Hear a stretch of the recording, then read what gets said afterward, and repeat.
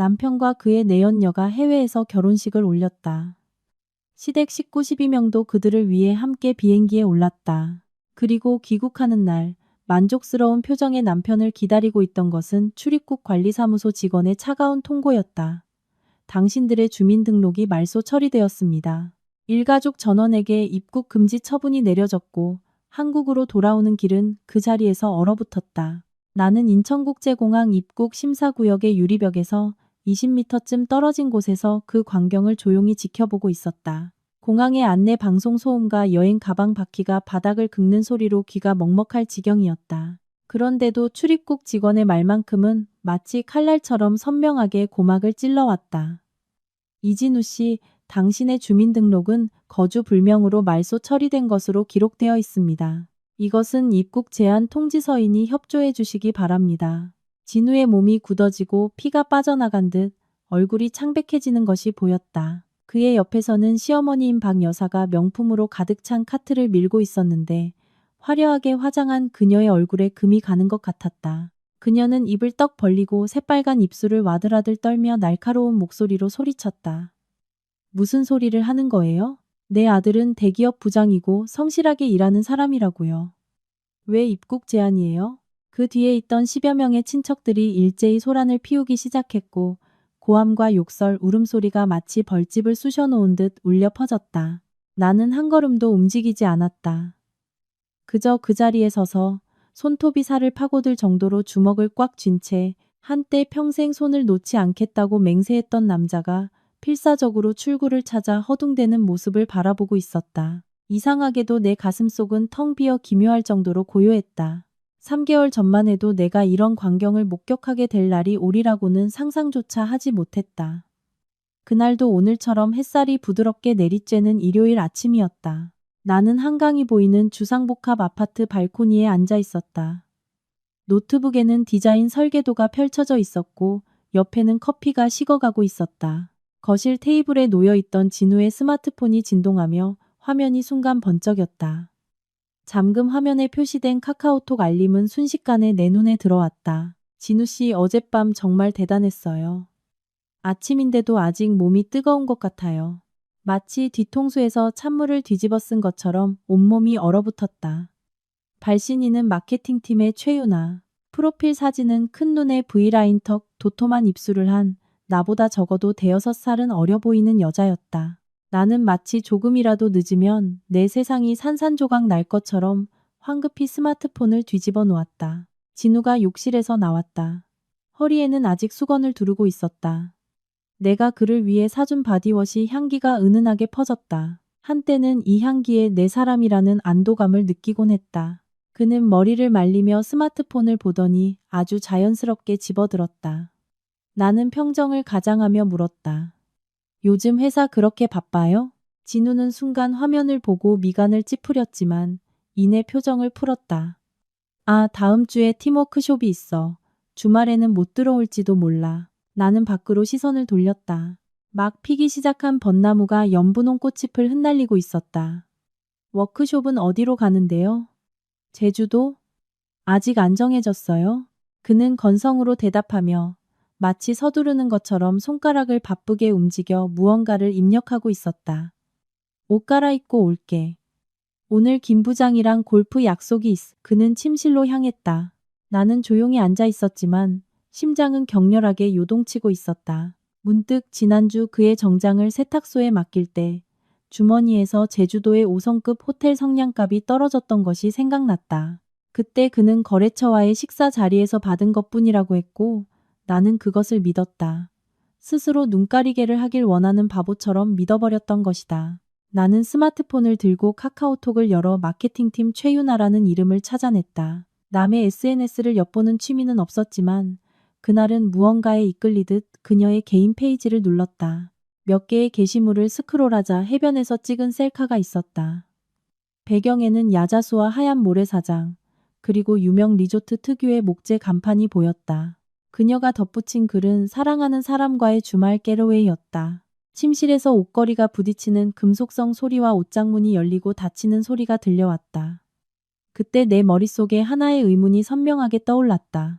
만약 그것이 회사 워크숍이라면 왜 사랑하는 사람과의 여행이 남편의 거래처와의 식사 일정과 정확히 겹치는 걸까? 나는 일어나 침실 문으로 향했다. 소리치지도 울지도 않고 그저 그에게 들릴 정도의 목소리로 말했다. 진우 씨. 그는 약간 짜증 섞인 목소리로 왜? 라고 대답했다. 지난 주말 당신 거래처 만난다고 했잖아요. 그런데 왜 유나 씨가 당신이 자주 얘기하던 제주도 리조트에서 찍은 사진을 올리고 있는 거죠? 마치 플러그가 뽑힌 것처럼 짧은 침묵이 흘렀다. 진우가 나왔다. 와이셔츠 단추는 아직 다 채워지지 않았고 얼굴은 굳어 있었다. 그쪽 부서도 같이 갔어. 회사에서 합동으로 기획한 거야. 뭘 그렇게 캐물어. 나는 조용히 미소 지었다. 그럼 분명 공식적인 공지가 있었겠네요. 격리부에 물어서 그 출장에 경비가 지급됐는지 확인해 볼게요. 진우의 얼굴색이 변했다. 그는 마치 집에 침입한 낯선 사람을 보는 듯한 눈으로 나를 봤다. 할 일이 그렇게 없어? 한가하지 않아요. 나는 평탄한 목소리로 대답했다. 다만 바보 취급당하는 건 싫어서요. 다시 스마트폰이 진동했다. 진우는 재빨리 그것을 쳐다보더니 재킷을 집어들었다. 회사에 급한 일이 생겼어. 오늘 저녁은 필요 없어. 문이 거칠게 닫히고 엘리베이터가 내려가는 소리가 마치 슬픈 멜로디처럼 길게 울렸다. 나는 거실에 우두커니 서서 3년간 살았던 이 집을 둘러보았다. 갑자기 모든 것이 낯설고 차갑게 느껴졌다. 이곳이 한때 내가 우리 집이라고 믿었던 곳이라고는 생각할 수 없었다. 그날 밤 10시쯤 초인종이 울렸다. 진우가 열쇠를 잊었나 보다 생각했다. 문을 열자 그곳에 서 있던 것은 시어머니 박 여사였다. 몸에 딱 붙는 원피스, 공들여 세팅한 머리. 하이힐이 복도를 두드리는 소리는 마치 판결을 내리는 망치 소리 같았다. 어머님, 이 시간에 어쩐 일이세요? 나는 예의를 지키려 애썼다. 그녀는 나를 옆으로 밀치고 거침없이 집 안으로 들어왔다. 거실을 둘러보더니 입꼬리를 올리며 말했다. 내 잘난 아들이 주말까지 일하게 만드는 훌륭한 며느리가 대체 뭘 하고 있는지 보러 왔지. 나는 문을 닫으며 숨이 막히는 것을 느꼈다. 일이 바빠서 그런 것뿐이에요, 어머님. 그녀는 코웃음을 치며 테이블 위를 손가락으로 훑더니 마치 먼지투성이라는 듯 그 손가락을 들어 보였다. 바빠서? 아니면 집에 따뜻한 밥 한 끼가 없어서 밖에서 먹어야 하는 건 아니고? 남자는 일하고 돌아오면 살뜰한 아내를 원하는 법이야. 내 꼴을 좀 봐. 이 집 꼴하고는. 나는 주먹을 꽉 쥐었다. 지난 몇 년간 그 목소리, 그 말을 몇 번이나 들었던가. 내가 막 프로젝트를 끝냈든 마감에 쫓기고 있든 양가 부모님을 돌보고 있든 그녀에게는 상관없었다. 그녀가 원하는 것은 단 하나.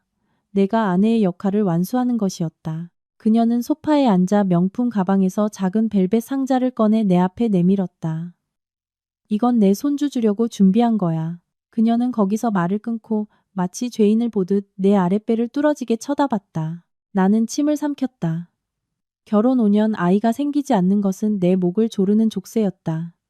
몇 번이고 병원에 다녔다. 검사 결과 문제는 진우 쪽에 있다는 것이 명백했지만 집에 돌아오면 모든 비난은 내게 쏟아졌다. 애 못 낳는 여자, 구실도 못하는 며느리. 진우는 침묵했다. 그의 침묵은 나를 찌르는 두 번째 칼날이었다. 나는 평정을 가장했다. 어머님, 차라도 한 잔 드릴까요? 됐어. 그녀는 나를 제지했다. 진우 여권 가지러 왔어. 나는 놀라서 돌아봤다. 여권이요? 왜 자기가 직접 안 오고? 바쁘다니까. 그녀는 간결하게 대답했다. 회사에서 곧 해외로 보낼 일이 있대. 넌 아내라는 사람이 남편 돕지도 않니? 그녀는 일어나더니 마치 자기 집인 양 침실로 직행해 물건을 뒤지기 시작했다.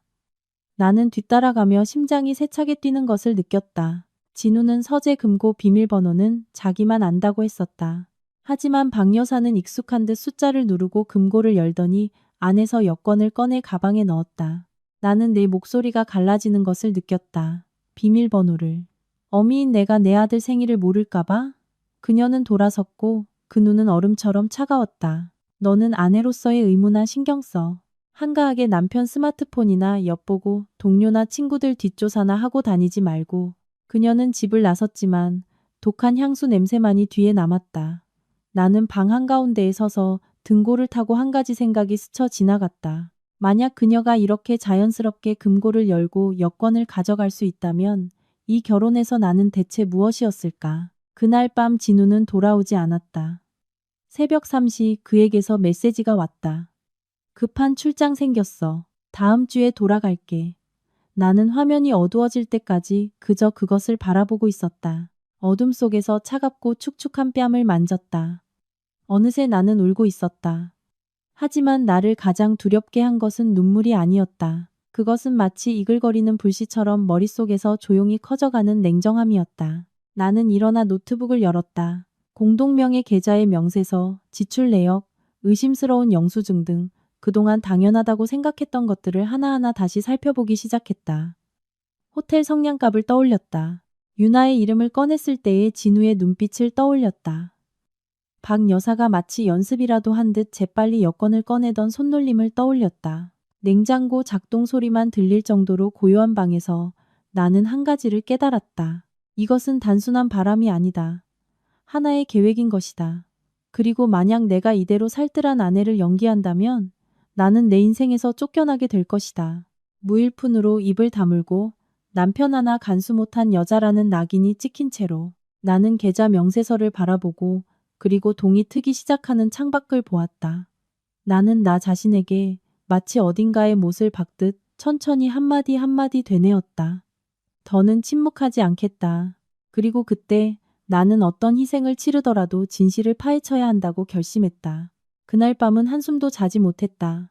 도시가 아직 새벽의 잿빛 안개에 쌓여 있을 무렵 나는 이미 작업용 책상 앞에 등을 펴고 앉아 낡은 파일들을 열고 그동안 신경 쓰지 않았던 은행 거래 명세서와 지출 영수증을 한 장 한 장 꺼내고 있었다. 부부 사이인데 돈 문제로 깐깐하게 굴 필요는 없다고 늘 생각해왔다. 이제 와서는 그 신뢰가 바로 내 등골을 서늘하게 만드는 원인이었다. 부부 공동 계좌에는 매달 내 디자인 스튜디오의 수익금으로 6천만 원 가까이 입금하고 있었다. 입금할 때마다 그 금액을 똑똑히 기억한다. 그런데 최근 반년 사이에 2천만 원, 3천만 원, 5천만 원 같은 기묘한 출금이 반복되고 있었다. 비고라는 접대비, 출장비 등으로 애매하게 적혀 있을 뿐이었다. 그 출금 날짜들을 달력에서 확인해 보니 한결같이 진우가 야근이다, 사내회의다, 거래처를 만나고 있다고 내게 말했던 날들이었다. 나는 눈을 감고 깊은 숨을 들이쉬었다. 모든 조각이 서서히 맞춰지기 시작했다. 무서울 정도로 너무나도 매끄럽게 맞아 들어가고 있었다. 오전 7시 나는 평소처럼 옷을 갈아입고 가볍게 화장을 했다. 울지도 않았고 진우에게 전화를 걸지도 따지는 메시지를 보내지도 않았다. 내게는 냉정한 머리가 필요했다. 가장 먼저 떠오른 사람은 대학 시절부터의 절친인 유나였다. 그녀는 현재 여의도의 한 법무법인에서 변호사로 일하고 있다. 나는 유나에게 전화를 걸었다. 3번의 신호음 끝에 그녀는 아직 잠이 덜 깬 목소리로 전화를 받았다.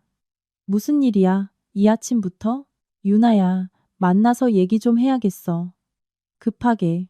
내 목소리는 나 스스로도 놀랄 만큼 절박했다. 무슨 일인데? 아주 큰일이야. 우리는 유나의 사무실 근처 작은 카페에서 만나기로 약속했다. 내가 이야기를 마치자 유나는 한동안 침묵했다. 중간에 말을 끊지도 놀란 기색을 보이지도 않고 그저 내가 내민 명세서를 한 장 한 장 넘기며 그 눈은 점차 차가워져 갔다. 민서야, 이건 단순한 바람이 아니야. 나는 힘없이 웃었다. 나도 그렇게 생각하기 시작한 참이야. 유나는 펜 끝으로 테이블을 가볍게 두드렸다. 공동명의 계좌에서 제3자에게 돈을 송금하다니. 그게 부부 공동재산에 대한 침해 행위라는 걸 증명할 수만 있다면. 하지만 더 명확한 증거가 필요해. 사진, 거래 내역, 호텔 영수증, 집임대 계약서 같은 거. 임대 계약서라고? 설마 그들이 그냥 하룻밤 관계라고 생각하는 건 아니겠지? 이 빈도로 봐서는 그는 내연녀를 두고 따로 살림을 차린 거야. 살림을 차렸다는 말이 커피 테이블 위에 무겁게 내려앉았다. 나는 손을 꽉 쥐었다. 난 어떻게 해야 해? 유나는 나를 똑바로 쳐다봤다. 증거를 모으는 것, 그리고 절대 그에게 의심받지 않는 것. 충분한 증거가 모일 때까지 섣불리 건드려서 긁어 부스럼 만들지 마. 카페를 나와 나는 차 안에서 한참 동안 앉아 있었다. 도시는 붐비기 시작했고 경적 소리가 울려 퍼졌지만 내 머릿속은 기묘할 정도로 고요했다. 여권을 가지러 왔던 박 여사의 눈빛, 그 부자연스러울 정도의 익숙한 손놀림을 떠올렸다. 회사가 바쁘다는 주문 같은 진우의 말을 떠올렸다. 그날 오후 나는 지금까지 생각해 본 적도 없었던 일을 실행에 옮기기로 결심했다. 탐정을 고용하는 것이다. 유나가 소개해준 사람은 김 실장이라는 이름의 남자였다. 이 분야에서 잔뼈가 굵은 그의 작은 사무실은 종로의 낡은 빌딩 안에 있었다. 그는 내 머리부터 발끝까지 훑어보는 듯하면서도 날카로운 눈빛으로 나를 봤다. 남편분의 무엇을 조사하고 싶으십니까? 모든 것이요. 그는 알겠습니다 라고 말하고 더는 묻지 않았다. 시간은 빠르면 빠를수록 좋습니다. 비용은 제가 전부 부담하겠습니다. 그는 메모를 하며 간결하게 말했다. 최초 3일간 그의 행동 패턴을 추적하겠습니다. 만약 집을 얻었다면 금방 알 수 있을 겁니다. 나는 계약서에 서명하고 착수금을 지불하고 빌딩을 나섰다. 심장은 불규칙하게 뛰고 있었다. 이런 일을 하게 될 날이 오리라고는 꿈에도 생각하지 못했다. 하지만 한번 선을 넘어버린 이상 이제 되돌아갈 수 없다는 것을 알고 있었다. 그날 밤 진우는 아주 늦게 귀가했다. 나는 소파에 앉아 텔레비전을 보는 척하고 있었다. 그는 나를 보고 조금 놀란 듯했다. 아직 안 잤어? 당신 기다렸죠. 진우는 미간을 찌푸렸다. 피곤해. 넥타이를 풀며 말했다. 알았어요. 나는 일어섰다. 국 데워줄게요. 진우는 탐색하는 듯한 눈으로 나를 봤다. 아마 그는 눈물이나 비난 혹은 분노의 징후를 찾고 있었을 것이다.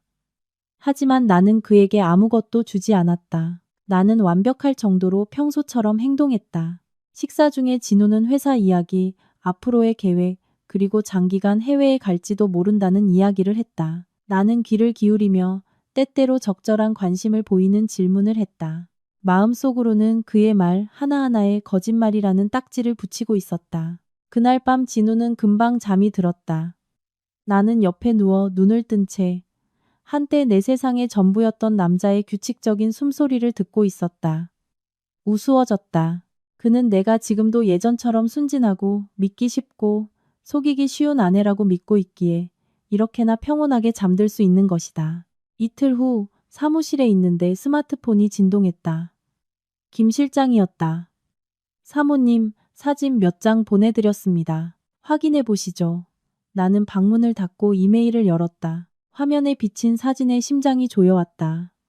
그곳에는 선명하게 진우가 찍혀 있었다. 그는 유나와 팔짱을 끼고 강남의 한 고급 오피스텔 입구로 들어가고 있었다. 그가 몸을 기울여 무언가 속삭이자 유나는 웃으며 아주 자연스럽게 그의 허리에 손을 둘렀다. 다른 사진에서는 두 사람이 함께 여행 가방을 끌고 엘리베이터에 오르고 있었다. 나는 의자에 주저앉았다. 김 실장에게서 계속해서 메시지가 도착했다. 오피스텔은 월세 계약입니다. 월세는 약 300만 원. 계약자는 그의 회사 이름으로 되어 있습니다.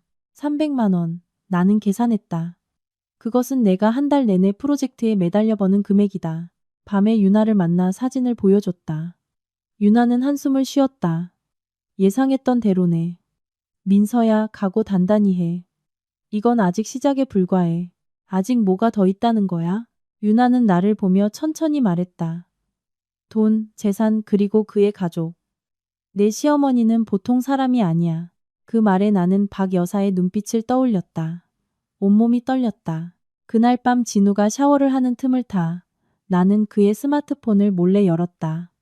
손은 떨렸지만 머리는 지극히 냉정했다. 비밀번호는 유나의 생일일지도 모른다. 설마 하는 마음에 입력하자 화면이 열렸다. 메시지, 사진, 스케줄.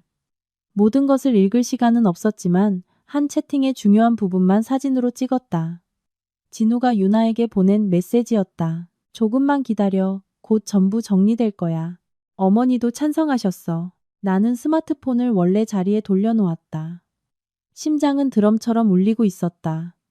진우가 나왔을 때 나는 이미 등을 돌리고 누워 잠든 척했다. 어둠 속에서 나는 울음소리가 새어나오지 않도록 입술을 꽉 깨물었다.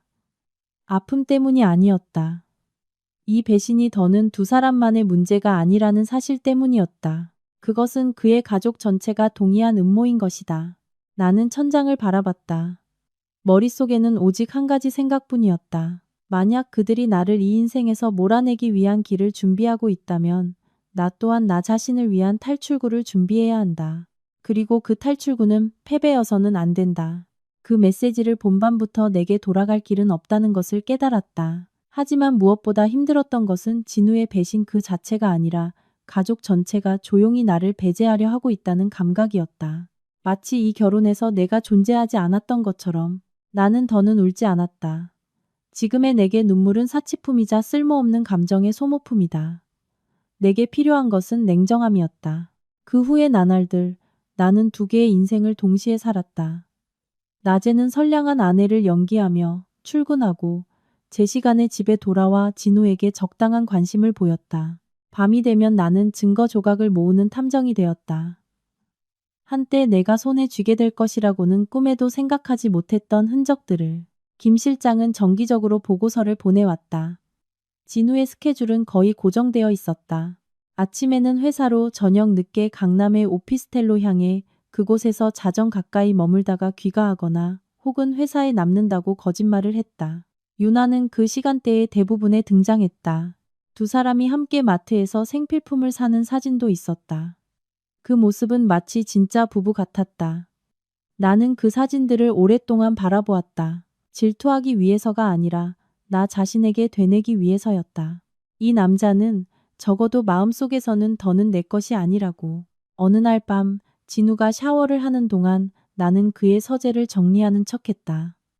이전에는 좀처럼 이 방에 들어오지 않았다. 진우는 그곳을 사적인 공간이라고 했고 나는 그것을 존중했다. 지금 생각하면 그 존중이야말로 그가 모든 것을 숨기기 위한 완벽한 구실이었던 것이다. 책상 서랍 안에서 라벨도 메모도 없는 얇은 파일을 발견했다. 열어보니 안에는 법인 등기부 등본, 고용계약서, 그리고 장기 체류 비자 신청에 관한 서류가 몇 장 들어있었다. 동반자 이름은 내가 아니라 유나였다.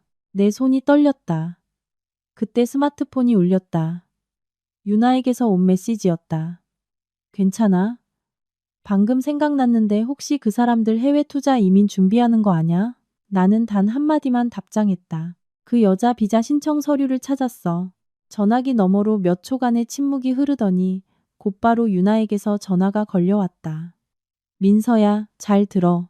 이제부터는 네가 발견하는 종이 한 장, 이메일 한 통, 메시지 하나, 영수증 하나가 전부 다 핵심 증거가 될 수 있어. 놓치지 마. 그럼 나는 물었다. 목소리가 잠겨 있었다.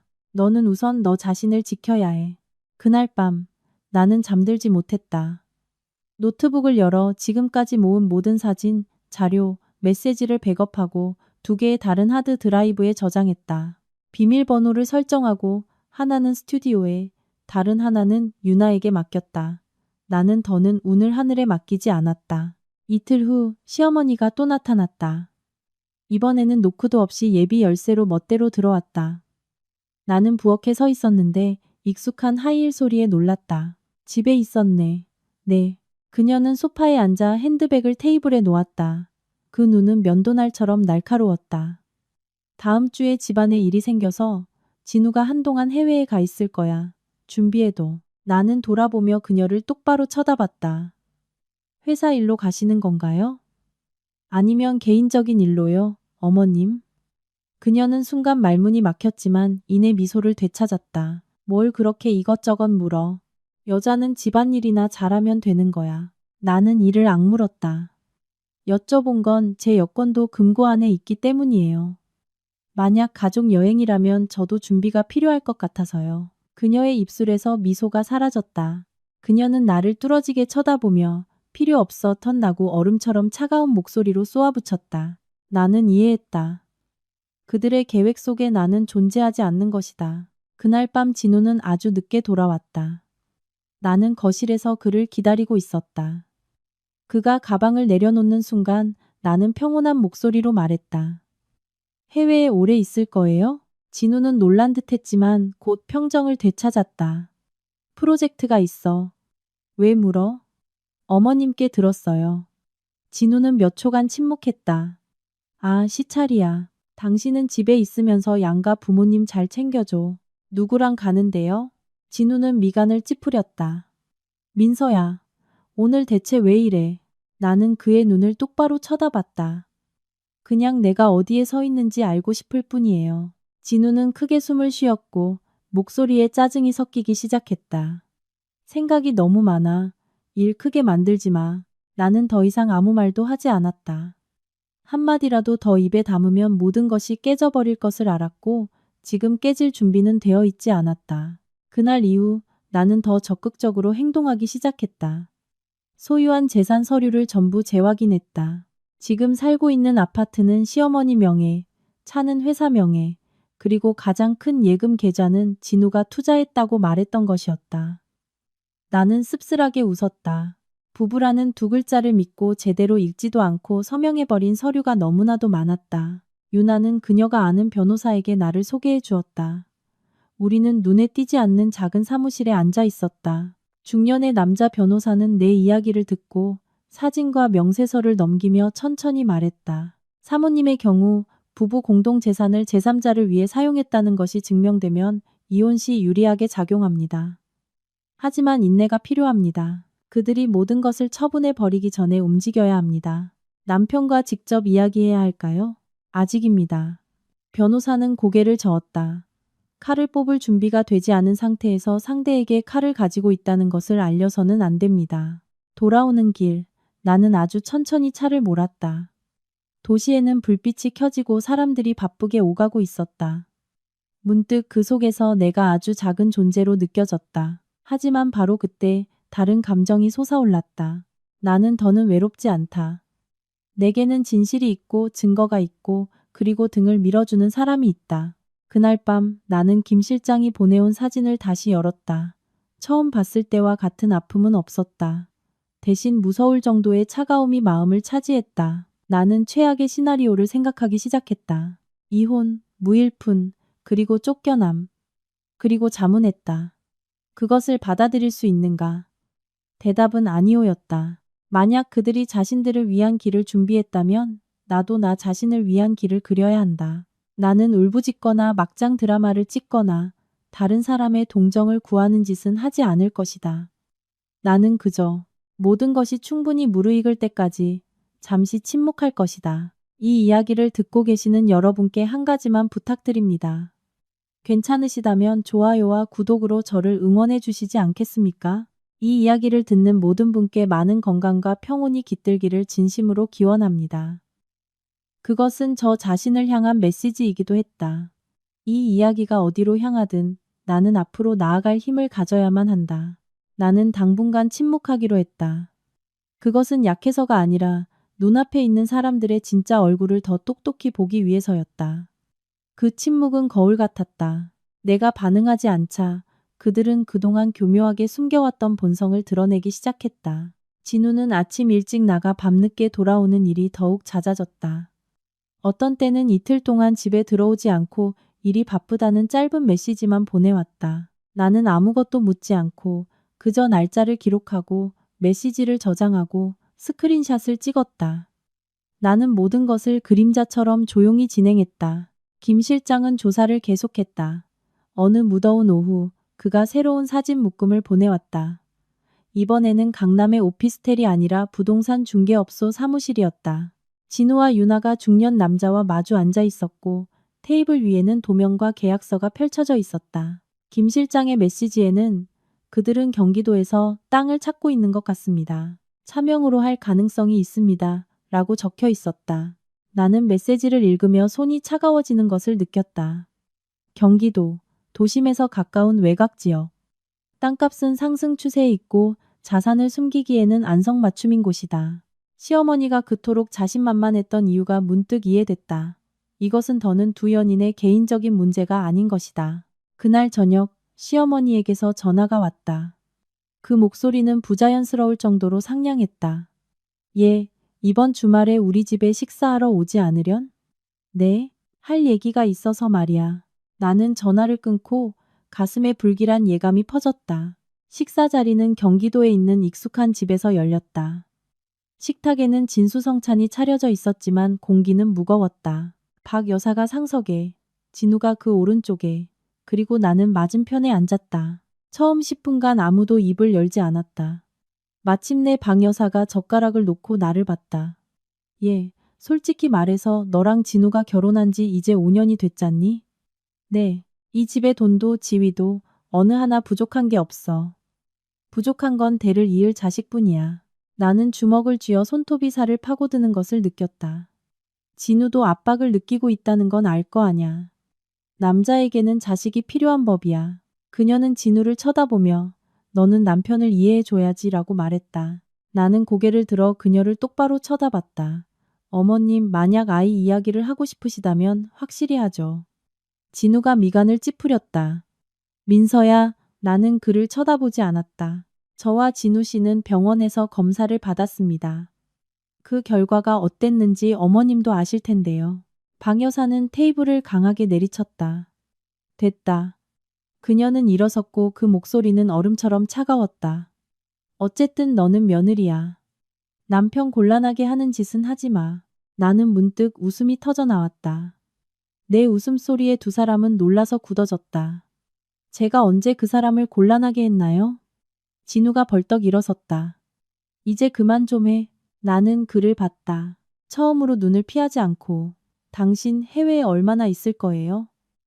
회사 일로요? 아니면 새로운 가족 일로요? 방은 고요해졌다. 박 여사는 나를 뚫어지게 쳐다봤고 그 눈은 경계심으로 가득 차 있었다. 무슨 소리를 하는 거니? 나는 일어서서 깊은 숨을 들이쉬었다.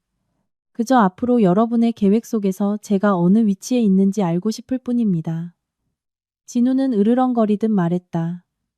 민서야, 억측으로 말하지 마. 억측이요? 아니면 저는 배제당하고 있는 건가요? 그 말을 입에 담는 순간 그의 얼굴에 순간적으로 동요가 스치는 것이 똑똑히 보였다. 아주 잠깐이었지만 내게는 그것으로 충분했다. 식사는 침묵 속에 끝났다. 나는 인사도 없이 먼저 집을 나섰다. 차를 몰면서 눈물이 멈추지 않았다. 아픔 때문이 아니라 실망 때문이었다. 아주 조금이라도 그가 내 편에 서주지 않을까 기대했던 내가 있었다. 그날 밤 유나에게 전화했다. 내 말대로였어. 그들은 모든 걸 준비하고 있어. 나만 빼고. 유나는 몇 초간 침묵했다. 민서야, 이제 때가 왔어. 발을 뺄 때를 생각해야 해. 어떻게 빼야 하는데? 이혼이야. 그 두 글자가 머릿속에서 명확하게 울렸다. 무서울 것이라고 생각했지만 그렇지 않았다. 그저 지쳐 있었다. 아직은 아니야. 그럼 어쩔 셈이야. 조금 더 기다릴 거야. 정말 괜찮겠어? 괜찮아. 더 많은 증거가 필요해. 그들이 더 스스로 본성을 드러내도록. 그 후의 나날들, 나는 적극적으로 정보를 캐내기 시작했다. 회사 일, 해외 출장 계획, 투자 이야기 등을 가장에 물었다. 진우는 적당히 대답했지만 말을 하면 할수록 허점이 보이기 시작했다. 한 번은 그가 무심코 시어머니 회사 명의의 계좌로 투자금이 입금되었다는 정보를 흘렸다. 나는 모든 것을 기억했다. 어느 날 오후 김 실장에게서 전화가 왔다. 그의 목소리는 평소보다 무거웠다. 사모님, 알아두셔야 할 게 있습니다. 뭔데요? 그들이 비자 인터뷰 예약을 잡았습니다. 3명입니다. 3명이요? 이진우 씨, 최유나 씨, 그리고 그의 어머니입니다. 나는 눈을 감았다. 심장 박동이 마치 예견이라도 한 듯 천천히 느려졌다. 날짜는 2주 후입니다. 나는 전화를 끊고 한참 동안 미동도 없이 앉아 있었다. 2주. 그것은 그들이 곧 이곳을 떠난다는 것을 의미했다. 만약 그들이 무사히 출국해버리면 내가 지키려는 모든 것이 사라져버린다. 그날 밤 나는 잠들지 못했다. 창가에 앉아 끝없이 펼쳐진 도시의 불빛을 바라보고 있었다. 내가 어디서부터 잘못된 것일까 자문했다. 잘못된 사람을 사랑했던 것일까? 아니면 가족이라는 두 글자를 너무 믿었던 것일까? 동이틀 무렵 나는 일어나 노트북을 열고 목록을 만들기 시작했다. 내가 해야 할 일, 만나야 할 사람들, 모아야 할 서류들의 목록. 내게는 이제 많은 시간이 남아있지 않았다. 이 순간부터 진짜 싸움이 시작되는 것이라고. 그리고 나는 더는 방관자가 아니라는 것을 알고 있었다. 그들이 비자 인터뷰를 잡았다는 것을 안 순간부터 나는 더는 한순간도 주저하는 것을 스스로에게 허락하지 않았다. 2주라고 하면 길게 느껴질지 모르지만 이미 탈출구를 마련한 자들에게 지나가는 하루하루는 그들의 전진이자 나의 후퇴였다. 지금 행동하지 않으면 내가 지키려는 모든 것이 마치 존재하지 않았던 것처럼 사라져버릴 것을 이해하고 있었다. 다음 날 아침 나는 연차를 냈다. 진우에게는 이유를 말하지 않고 조금 피곤해서라고만 메시지를 보냈다. 그는 익십했지만 답장은 없었다. 나는 힘없이 미소 지었다.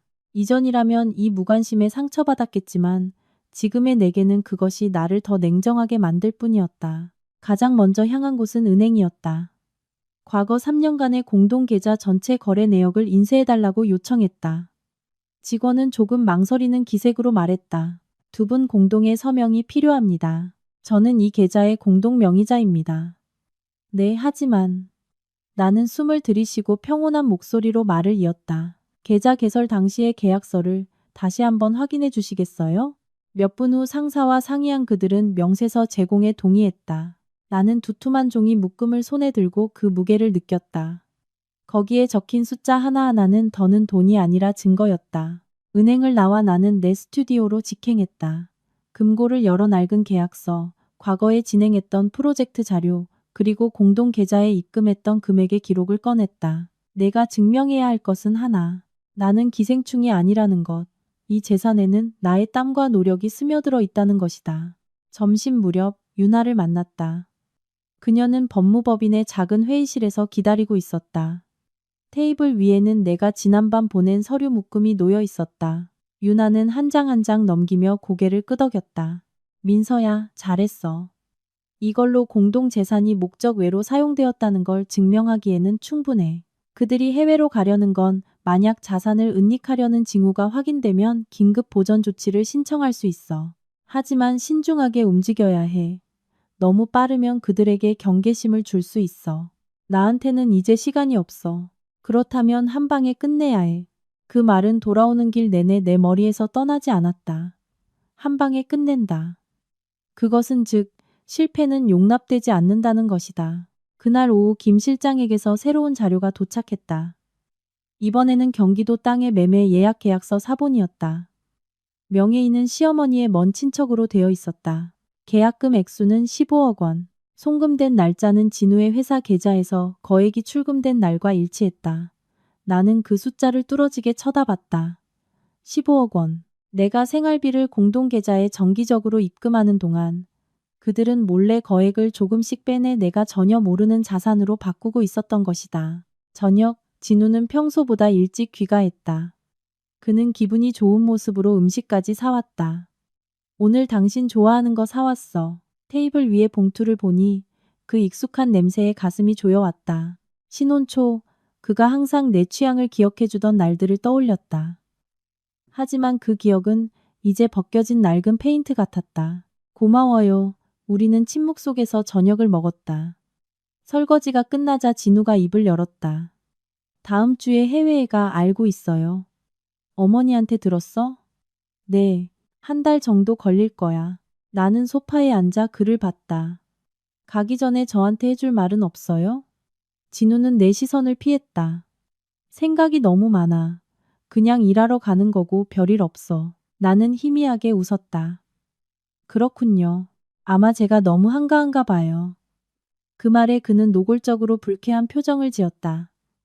민서야, 비꼬는 거 그만둬. 그럴 생각 없었어요. 나는 일어나 침실로 들어가 문을 닫았다. 더 이상 이야기하고 싶지 않았다.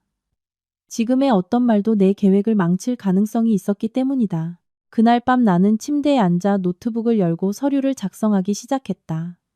긴급 보전 조치 신청에 관한 상담 의뢰서, 자산 은닉 징후를 설명하는 신청서. 바로 제출하지는 않을 것이다. 그저 준비만 해둘 뿐이다. 3일 후 나는 직접 시어머니에게 전화를 걸었다. 어머님, 이번 주말에 찾아뵈어도 괜찮을까요? 전화기 너머 박 여사의 목소리는 조금 놀란 듯 했지만 곧 평정을 되찾았다. 그래, 오렴. 토요일 오후 나는 그녀의 집을 방문했다. 그녀는 텔레비전을 보고 있었지만 나를 보자 고개를 끄덕였다. 앉아라. 나는 자리에 앉아 잠시 세상 돌아가는 이야기를 한 후 한숨을 쉬는 척했다. 걱정이에요, 어머님. 뭐가? 진우 씨가 올해 해외에 가버리면 저 혼자 집에 있게 되잖아요. 모르는 게 많아서요. 박 여사는 탐색하는 눈으로 나를 봤다. 무슨 말을 하고 싶은 거니? 나는 대답했다. 그냥 나중에 돈이나 서류 문제로 무슨 일이 생겼을 때 어떻게 대처해야 할지 몰라서 불안해서요. 그녀는 힘없이 웃었다. 여자가 그런 걸 걱정할 필요 없어. 나랑 진우가 있으니 괜찮아. 나는 순종적인 척하며 고개를 끄덕였다. 네. 모든 게 잘 되길 바랄게요.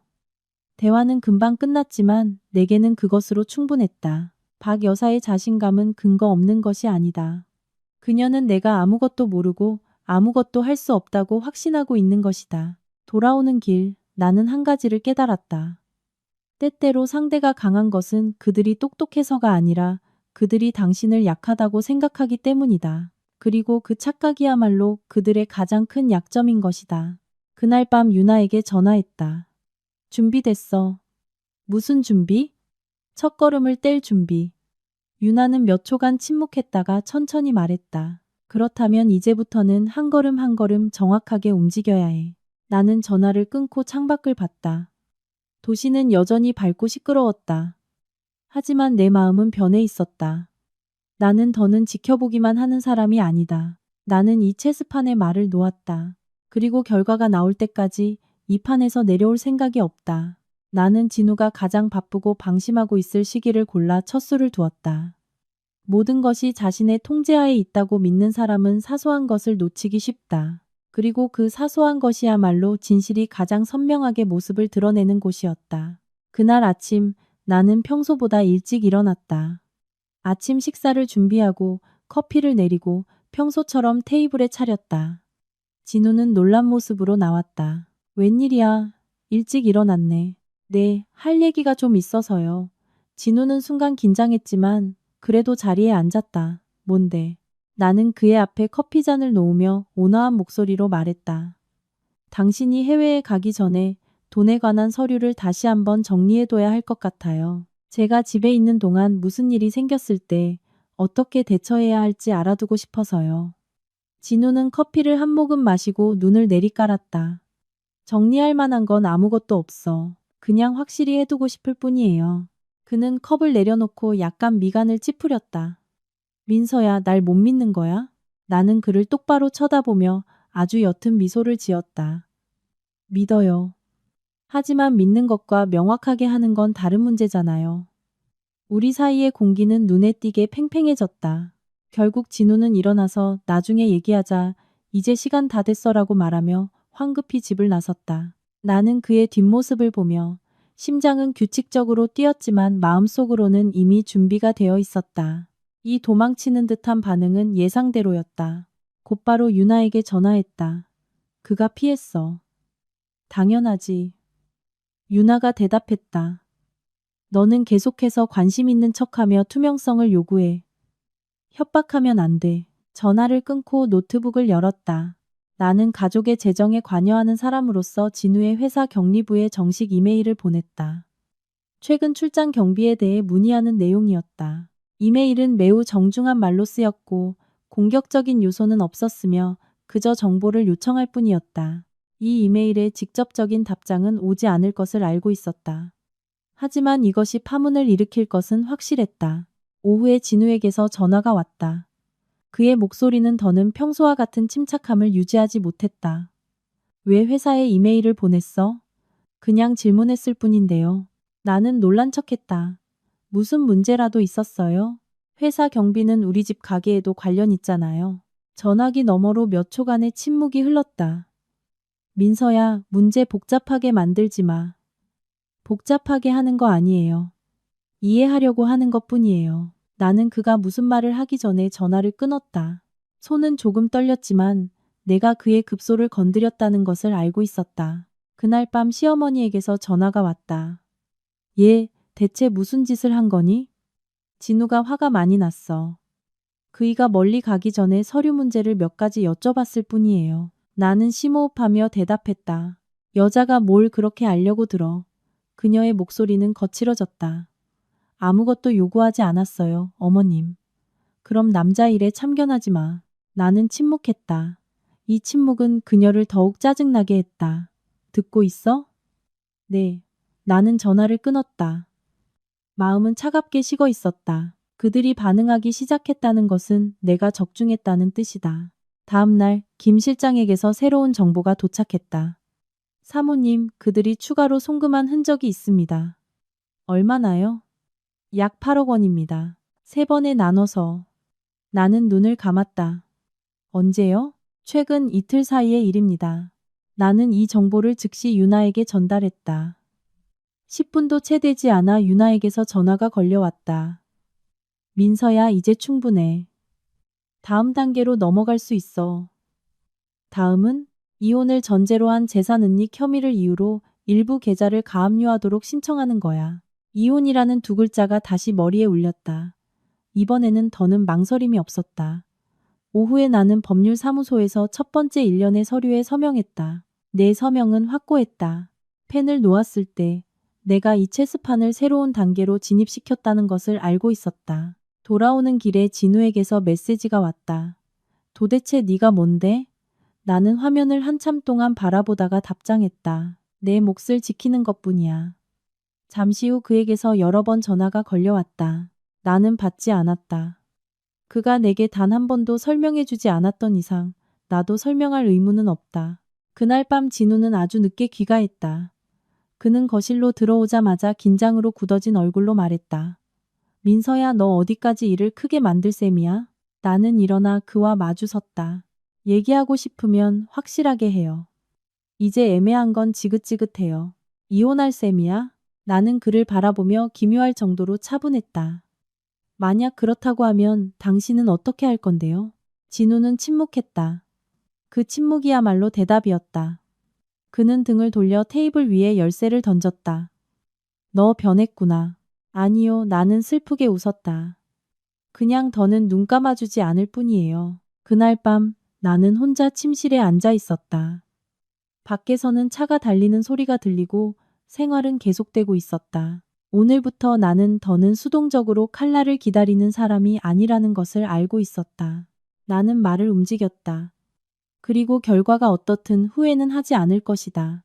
다음 날 아침 나는 기묘한 감각으로 눈을 떴다. 공황도 두려움도 없다. 있는 것은 나 스스로도 놀랄 정도의 차가운 냉정함 뿐이었다. 인간은 최악의 사태에 대비할 수 있을 때 그 후에 일어나는 모든 것이 훨씬 견딜만해지는지도 모른다. 진우는 아침 일찍 나가고 없었다. 식탁 위에는 휘갈겨 쓴 메모가 놓여 있었다. 며칠 출장 간다. 네가 뭘 하고 있는지 잘 생각해봐. 나는 그 메모를 접어 서랍에 넣었다. 그런 말은 더는 내 마음을 움직일 힘이 없었다. 아침 식사를 마치기 전에 전화가 울렸다. 모르는 번호였지만 받아보았다. 여보세요? 김민서 씨 되십니까? 네. 저는 이진우 씨의 대리인 변호사입니다. 나는 속으로 웃었다. 반격이 빠르군. 네, 말씀하세요. 사모님께서 자산 가압류에 관한 절차를 진행하고 계시다고 들었습니다. 이것은 이진우 씨의 사업 활동에 심각한 영향을 미칠 수 있습니다. 저는 법에 따라 행동하고 있습니다. 하지만 만약 계속하신다면 이진우 씨 측에서도 법적인 대응 조치를 취하게 될 겁니다. 나는 몇 초간 침묵했다. 네, 의뢰인의 권리에 따라 행동하세요. 저도 제 권리에 따라 행동하고 있으니까요. 전화를 끊자 심장 박동이 빨라졌다. 하지만 그것은 두려움 때문이 아니라 내가 그들을 수면 위로 끌어냈다는 것을 알았기 때문이었다. 1시간도 채 되지 않아 시어머니가 집 앞에 나타났다. 그 얼굴은 분노로 파랗게 질려 있었다. 너, 이 집안을 아주 박살내지 않으면 성이 안 차겠니? 나는 문을 열었지만 안으로 들이지는 않고 문간에 서서 맞섰다. 무슨 말씀이세요, 어머님? 소송이니 자산 압류니 진우가 일도 못하게 만들 작정이야? 나는 말했다. 저는 제 정당한 권리를 지키고 있을 뿐입니다. 그녀는 코웃음을 쳤다. 권리라고? 그 돈은 내 아들이 번 거야. 나는 그녀의 눈을 똑바로 쳐다봤다. 결혼 전부터 제가 가져온 돈도 포함되어 있습니다. 그녀는 순간 말을 잃더니 목소리를 높였다. 바보 같은 소리 하지 마. 무슨 증거라도 있어? 있습니다. 단 그 한마디에 그녀는 입을 다물었다. 그 눈에 동요가 스치는 것이 똑똑히 보였다. 예, 잘 들어. 이 이상 일을 크게 만들면 나도 가만히 있지 않을 거야. 저도 마찬가지입니다. 나는 아주 천천히 말했다. 어머님, 저는 적이 되고 싶지 않습니다. 하지만 누군가 제 생존권을 위협한다면 양보할 생각은 없습니다. 그녀는 마치 전혀 다른 사람을 보듯 나를 뚫어지게 쳐다봤다. 너 변했구나. 아니요, 정신을 차렸을 뿐입니다. 그녀는 등을 돌려 후회하게 될 거야 라는 말을 남기고 떠나갔다. 나는 문을 닫고 그 등에 기댄 채 깊은 숨을 내쉬었다. 손은 떨렸지만 이번에는 울지 않았다. 점심 무렵 유나에게서 전화가 왔다. 그들 반응이 생각보다 격렬하네. 나도 그렇게 생각해. 하지만 잘된 일이야. 반응하면 할수록 허점이 드러나기 쉬우니까. 다음 수는 각오를 다지는 거야. 그들은 감정에 호소해 올 거야. 내가 무언가 묻기 전에 유나는 말을 이었다. 그들은 너를 악당으로 만들어서 가정을 파괴한 장본인이라고 생각하게 만들 거야. 잘 기억해둬, 민서야. 너를 배신한 건 네가 아니야. 오후에 다른 전화가 걸려왔다. 이번에는 나치금 번호였다. 민서야, 나야. 진우의 가라앉은 목소리였다. 만나고 싶어. 나는 대답했다. 할 말 있으면 전화로 해요. 집 근처야. 창밖을 보니 익숙한 차가 그늘에 세워져 있었다. 올라와요. 진우가 들어왔다. 그 얼굴은 지쳐 있었고 눈에는 분노와 당혹감이 섞여 있었다. 너 여기까지 일을 벌일 셈이었어? 나는 그에게 물 한 잔을 따라 주었다. 당신은 언제까지 저한테 숨길 생각이었어요? 진우는 힘없이 웃었다. 숨긴 거 없어. 해외로 송금된 돈 존재하지 않는 출장, 당신이 데려간 동행자들. 그의 얼굴이 굳어졌다. 날 미행했어? 그럴 수밖에 없었어요. 당신이 믿음을 주지 않았으니까. 나는 고개를 저었다. 믿지 못할 이유를 만든 건 당신이잖아요. 진우는 일어나 방을 서성였다. 민서야, 지금 그만두면 내가 없던 일로 해줄 수 있어. 나는 그를 봤다. 처음으로 그 눈에 두려움의 빛이 선명하게 보였다. 만약 그만두지 않으면 넌 생각보다 많은 것을 잃게 될 거야. 예를 들면 명예, 신용, 세상이 널 어떻게 볼지 생각해 봤어? 나는 웃었다. 세상이 당신이 한 짓은 보지 못할 거라고 생각해요? 진우는 테이블에 손을 내리쳤다. 날 궁지로 몰지 마. 궁지로 몰고 있는 건 당신이에요. 방은 무거운 침묵에 휩싸였다. 이윽고 진우는 한숨을 쉬었다. 민서야, 부탁할게. 그 두 글자에 나는 굳어졌다. 뭐료? 시간을 줘. 일이 네가 생각하는 것과는 달라. 그럼 말해봐요. 진실이 뭔데요? 진우는 나를 보다가 고개를 숙였다. 나는 국내 회사하고만 거래하는 게 아니야. 즉, 해외에도 돈이 있다는 거군요. 얼마나요? 그는 대답하지 않았다. 그리고 그걸 전부 가지고 나갈 생각이었군요. 그냥 안전한 길을 원했을 뿐이야. 그 길에는 제가 포함되어 있지 않았고요. 그렇죠? 진우는 침묵했다. 그 대답은 고통스러웠지만 동시에 나의 마지막 망설임을 끊어주었다. 그럼 더는 할 말 없네요. 진우는 나를 한참 동안 바라봤다. 너 정말 변했구나. 네, 나는 고개를 끄덕였다. 당신 덕분에요. 그는 등을 돌려 문으로 걸어가다가 잠시 멈췄다. 민서야, 널 쉽게 용서하지 않을 거야. 나는 평온한 목소리로 대답했다. 저도요. 문이 닫혔다. 나는 한참 동안 서 있었다. 이 순간부터 모든 것이 회복의 범위를 넘어섰다는 것을 똑똑히 느꼈다. 그날 밤 모르는 계정에서 메시지가 왔다. 그만두지 않으면 대가를 치르게 될 거다. 나는 스크린샷을 찍어 유나와 김 실장에게 보냈다. 김 실장에게서 바로 전화가 왔다. 답장하지 마십시오. 이쪽에서 처리하겠습니다. 괜찮습니다. 협박하면 할수록 그들이 약하다는 증거입니다. 전화를 끊고 나는 어둠 속에서 혼자 앉아 있었다.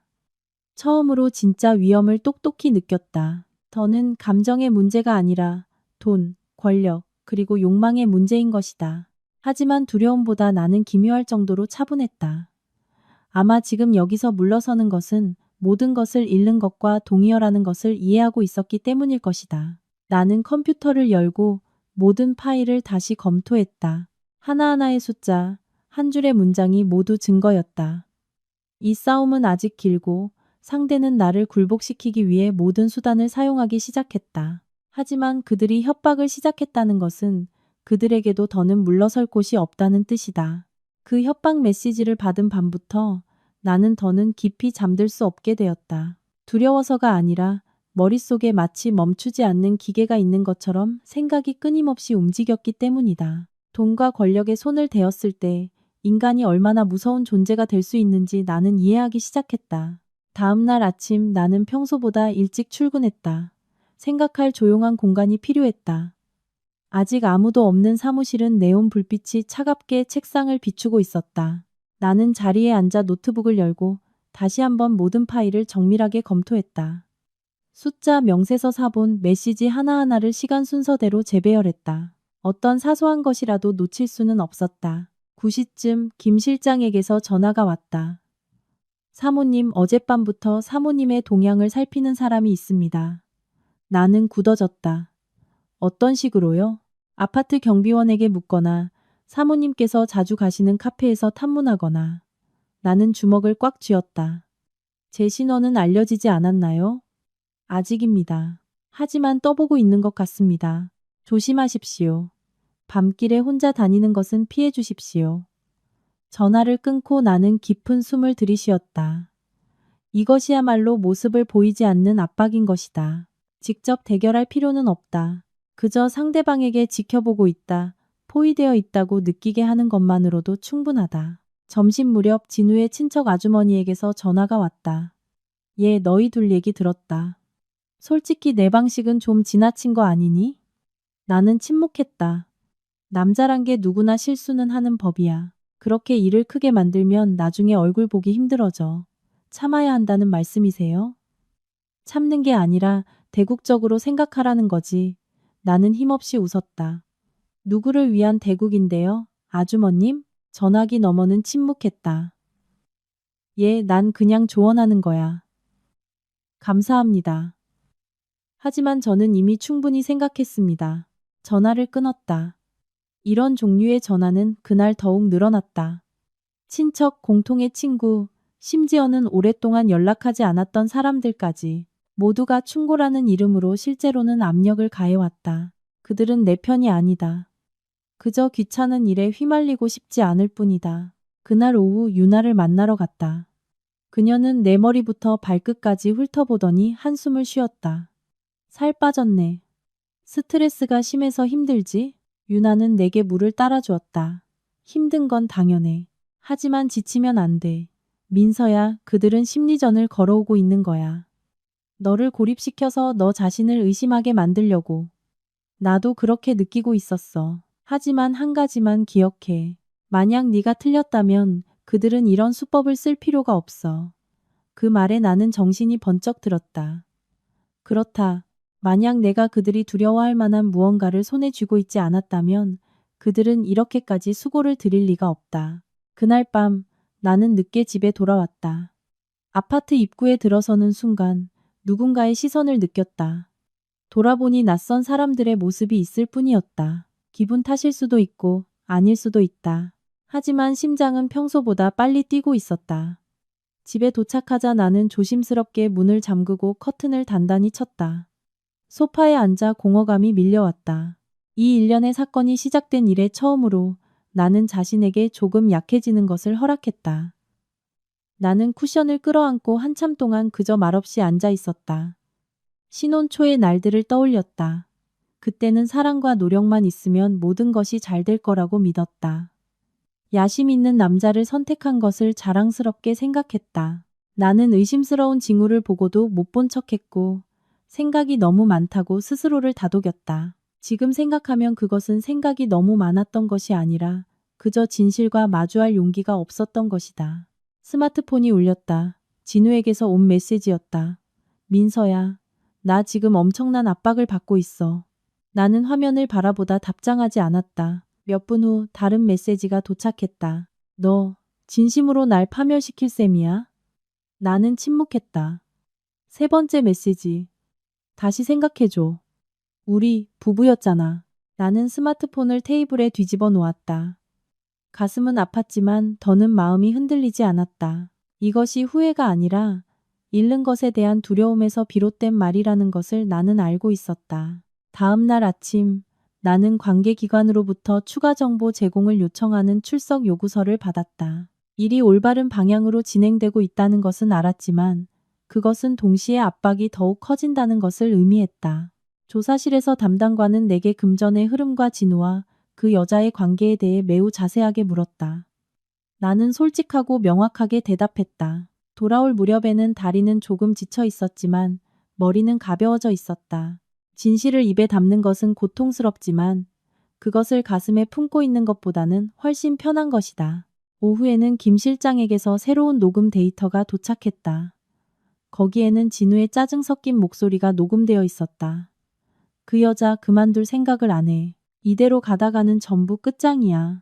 다른 낮고 차가운 목소리가 대답했다. 그렇다면 겁을 줄 수밖에 없지. 나는 그것을 듣고 손이 차가워졌다. 이것은 더는 억측이 아니다. 하지만 공황에 빠지는 대신 나는 즉시 그 녹음 데이터를 유나와 변호사에게 보냈다. 유나에게서 바로 전화가 걸려왔다. 민서야, 이제부터는 절대 혼자 어디 가지 마. 그리고 기억해. 이런 것들이 전부 증거가 되는 거야. 그들은 스스로 무덤을 파고 있어. 그날 밤, 나는 침대에 누워 천장을 바라봤다. 압박감이 가슴을 무겁게 짓눌렀지만 마음 깊은 곳에서는 내가 이토록 명확했던 적은 없었다고 느꼈다. 나는 내가 옳은 일을 하고 있다는 것을 알았고 더는 되돌아갈 수 없다는 것을 알았다. 이 싸움은 개인의 승패를 넘어선 것이었다. 그것은 한 인간으로서의 존엄, 짓밟히지 않을 권리를 되찾기 위한 싸움인 것이다. 그리고 아무리 지치더라도 나는 이 손을 놓을 생각이 없었다. 이런 날이 올 줄은 알고 있었다. 다만 이렇게 빨리 올 줄은 몰랐을 뿐이다. 거짓으로 쌓아 올린 시스템은 너무 많은 구멍이 뚫리면 누군가 마지막으로 밀지 않아도 스스로 붕괴한다. 그리고 궁지에 몰리는 입장이었던 나는 어느새 폭풍의 중심에 서 있는 사람이 되어 있었다. 그날 아침 회사에 도착하자마자 전화가 울리고 메시지, 부재중 전화, 그리고 오래된 단체 채팅방에 알림이 쇄도했다. 유나가 보내준 링크를 열자 심장이 멎을 것 같았다. 인터넷 뉴스 사이트에 국내 기업가 불법 해외 송금 혐의로 조사받아라는 헤드라인이 선명하게 표시되어 있었다. 자세한 내용은 가려져 있었지만 관계자가 보면 누구인지 알 수 있는 내용이었다. 자세히 읽지 않아도 그것이 누구에 관한 것인지는 알 수 있었다. 30분도 채 되지 않아 동료 중 한 명이 내 귓가에 속삭였다. 민서 씨 오늘 아침 뉴스 봤어요? 나는 고개를 끄덕였다. 봤어요. 그 사람 곧 소환될 거래요. 나는 아무 말 없이 고개를 끄덕였다. 처음으로 진실이 수면 위로 떠오르기 시작했다는 것을 똑똑히 느꼈다. 정오 무렵 유나에게서 전화가 왔다. 그 목소리는 긴장과 초조함이 섞여 있었다. 민서야 각오해. 그들 이제 관계자들 일제히 소환 조사 시작했대. 누구를? 관계자 전원, 격리, 비서, 중개한 거래처. 아직 공식적인 건 아니지만 곧이야. 나는 몇 초간 눈을 감고 전화를 끊었다. 손바닥은 땀으로 축축했다. 오래전부터 준비는 했지만 이 순간은 역시 나를 떨리게 했다. 동정심 때문이 아니라 이 순간부터는 이제 아무도 되돌아갈 수 없다는 것을 알았기 때문이다. 점심 무렵 시어머니에게서 다시 전화가 왔다. 이번 목소리는 이전과 같은 날카로움은 없고 명백히 잠겨 있었다. 예, 부탁 좀 들어다오. 네, 진우 일, 너 뭐 하는 거 있니? 나는 몇 초간 침묵했다. 알고 있는 것이라면 알고 있습니다. 걔 좀 도와줄 수 없겠니? 나는 슬프게 웃었다. 어머님, 제가 아직 무언가 도울 수 있다고 생각하세요? 그래도 걔는 네 남편이잖니. 제 남편이요? 아니면 남편이었던 사람인가요? 그녀는 무거운 한숨을 쉬었다. 예, 부탁이야. 그 두 글자는 며칠 전 진우가 했던 말과 똑같았다. 나는 마음속에 공허함을 느꼈다. 무엇을 부탁하시는 건데요? 더는 일을 크게 만들지 말아줘. 나는 아주 천천히 대답했다. 어머님, 이 문제는 이제 제 손을 떠났습니다. 전화기 너머는 침묵했다. 그녀가 조용히 우는 소리가 들렸다. 어쩜 이렇게 냉정한 애가 다 있니? 나는 눈을 감았다. 만약 제가 냉정했다면 이 세월을 견디지도 않았을 겁니다. 나는 전화를 끊었다. 이번에는 눈물이 흘렀지만 금방 말랐다. 오후에는 김 실장에게서 새로운 자료가 도착했다. 사모님, 이것은 최근 거래 중에서 서류 위조 혐의가 있는 것입니다. 나는 한 장 한 장 심장을 두근거리며 훑어보았다. 확실한가요? 확실합니다. 당국이 깊이 조사하면 전부 드러날 겁니다. 나는 즉시 변호사에게 그것을 전달했다. 10분도 채 되지 않아 그에게서 전화가 왔다. 사모님, 상황이 매우 빠르게 움직이고 있습니다. 냉정을 유지하시고 절대 상대방과 개인적으로 접촉하지 마십시오. 알고 있습니다. 그리고 한 가지 더. 네. 그들이 사모님께 책임을 전가하려 할 가능성이 있습니다. 네? 그게 무슨 말씀이세요? 사모님께서 알고 있었거나 혹은 관여했다고 주장할 수 있습니다. 나는 스마트폰을 꽉 쥐었다. 저는 아무것도 하지 않았습니다. 알고 있습니다. 하지만 대비는 필요합니다. 그날 밤 나는 집에 돌아가지 않고 유나의 집에서 머물렀다. 우리는 거실에 앉아 노란 불빛이 떨어지는 가운데 한참 동안 아무도 아무 말도 하지 않았다. 민서야. 유나가 먼저 입을 열었다. 만약 너무 지쳐서 후회하고 있다면. 나는 고개를 저었다. 후회는 안 해. 그냥 슬플 뿐이야. 슬프다고? 믿었던 사람에게 이런 식으로 내쳐진 게 슬픈 거야. 유나는 내 어깨에 손을 얹었다. 그래도 너는 옳은 일을 하고 있어. 나는 고개를 끄덕였다. 그날 밤 나는 머릿속에서 행복했던 첫날부터 의심스러운 징후, 그리고 침묵을 깨기로 결심한 순간까지 모든 사건을 다시 한번 되짚었다. 문득 만약 그날 내가 침묵했다면 아마 이 굴욕을 평생 안고 살아가게 됐을 것이라는 걸 깨달았다. 잠들기 전에 이 이야기를 듣고 계시는 여러분께 한 가지만 전하고 싶은 것이 있습니다. 괜찮으시다면 좋아요와 구독으로 저를 응원해 주시지 않겠습니까? 이 이야기를 듣는 모든 분께 많은 건강과 평온이 깃들기를 진심으로 기원합니다. 여러분의 응원이 제가 앞으로도 진실되고 가치 있는 이야기를 계속하는 힘이 될 것입니다. 다음 날 아침 뉴스는 더욱 크게 보도되고 있었다. 몇몇 SNS에서는 이 사건의 아내에 대해 여러 가지 억측이 오가기 시작했다. 동정하는 사람도 있었고 비난하는 사람도 있었다. 나는 스마트폰을 끄고 더는 읽지 않기로 했다. 세상 사람들의 입을 통제할 수는 없지만 나 자신을 통제할 수는 있다. 정오 무렵 진우에게서 며칠 만에 전화가 왔다. 민서야, 나 큰일 났어. 알고 있지? 네. 만날 수 없을까? 아니요. 민서야, 나 곧 조사받으러 가야 해. 그건 당신이 마주해야 할 일이에요. 너한테는 정이라는 게 없어? 나는 한참 동안 기다렸다.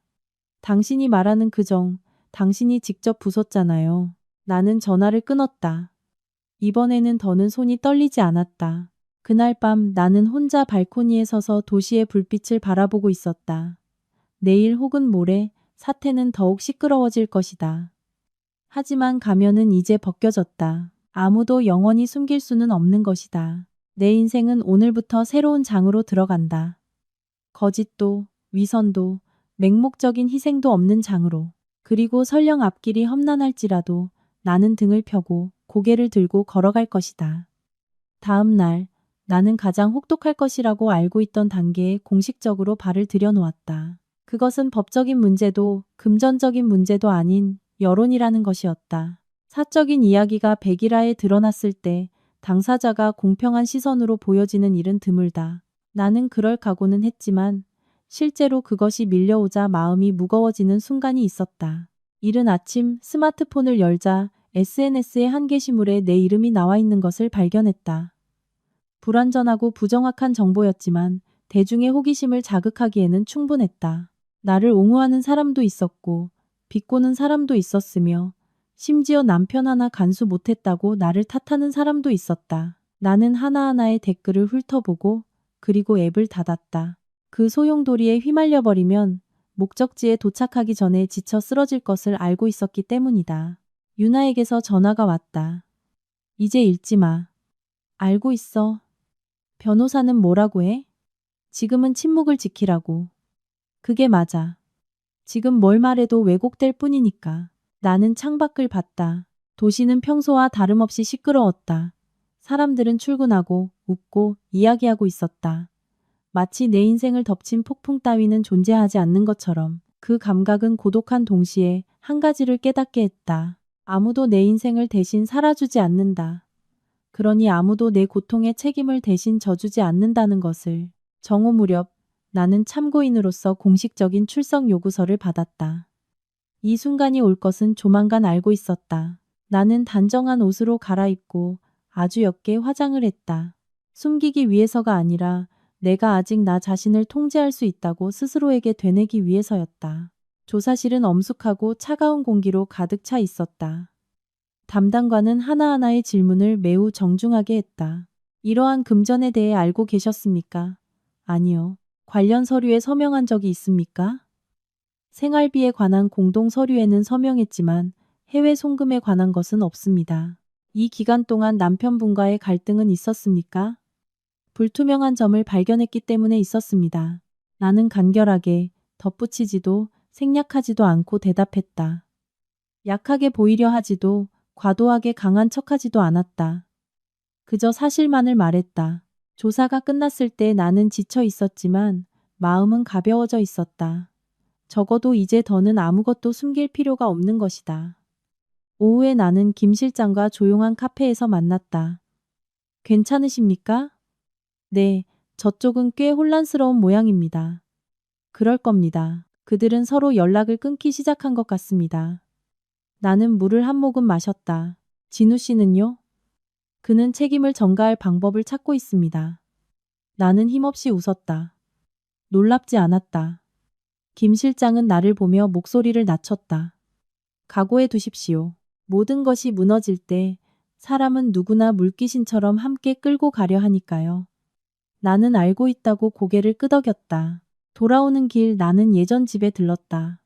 한때 우리 집이라고 불렀던 곳은 이제 차갑고 낯선 공간이었다. 침실에 들어가 진우의 옷이 남겨져 있는 옷장을 봤다. 눈물은 나지 않았다. 그저 기묘한 공허함을 느꼈다. 한 시대가 하나의 짐 속에 담겨버려진 것 같았다. 그날 밤 공통의 친구에게서 전화가 왔다. 괜찮아? 괜찮아? 인터넷에서 여러 말들이 있던데 안 읽는 거야? 정말 강하구나. 나는 미소 지었다. 전화기 너머의 상대에게는 보이지 않았지만 강하지 않으면 살아남을 수 없으니까. 전화가 끝났다. 나는 혼자 거실에 앉아 있었다. 노란 조명이 바닥에 긴 그림자를 드리우고 있었다. 나는 내 선택에 대해 생각했다. 만약 그날 내가 침묵을 선택했다면 아마 지금도 거짓된 결혼 생활을 하며 겉모습의 안정과 맞바꿔 살고 있었을 것이다. 하지만 그 안정의 대가는 남은 인생 전부였을 것이다. 자정 가까이 진우에게서 또 전화가 왔다. 나는 몇 초간 망설이다가 전화를 받았다. 민서야, 왜요? 나 연달아 조사받고 있어. 그게 결과죠. 날 미워하지 않는다고 말할 수 있어. 나는 잠시 침묵했다. 당신 내가 상처받을까봐 두려워한 적 있었어요? 전화기 너머에서 대답은 없었다. 민서야, 정말 여기까지 일이 커질 줄은 몰랐어. 저도 당신이 그런 짓을 할 줄은 몰랐어요. 진우는 한숨을 쉬었다. 만약 다시 시작할 수 있다면 나는 다르게 할 거야. 아니요, 당신은 다르게 하지 않을 거예요. 그저 들킨 것을 후회하고 있을 뿐이에요. 긴 침묵이 흘렀다. 민서야, 소송 취하해주면 안 될까? 아니요. 그렇게 결심이 굳은 거야?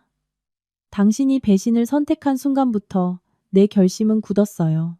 나는 전화를 끊었다. 이번에는 더는 마음이 무거워지지 않았다.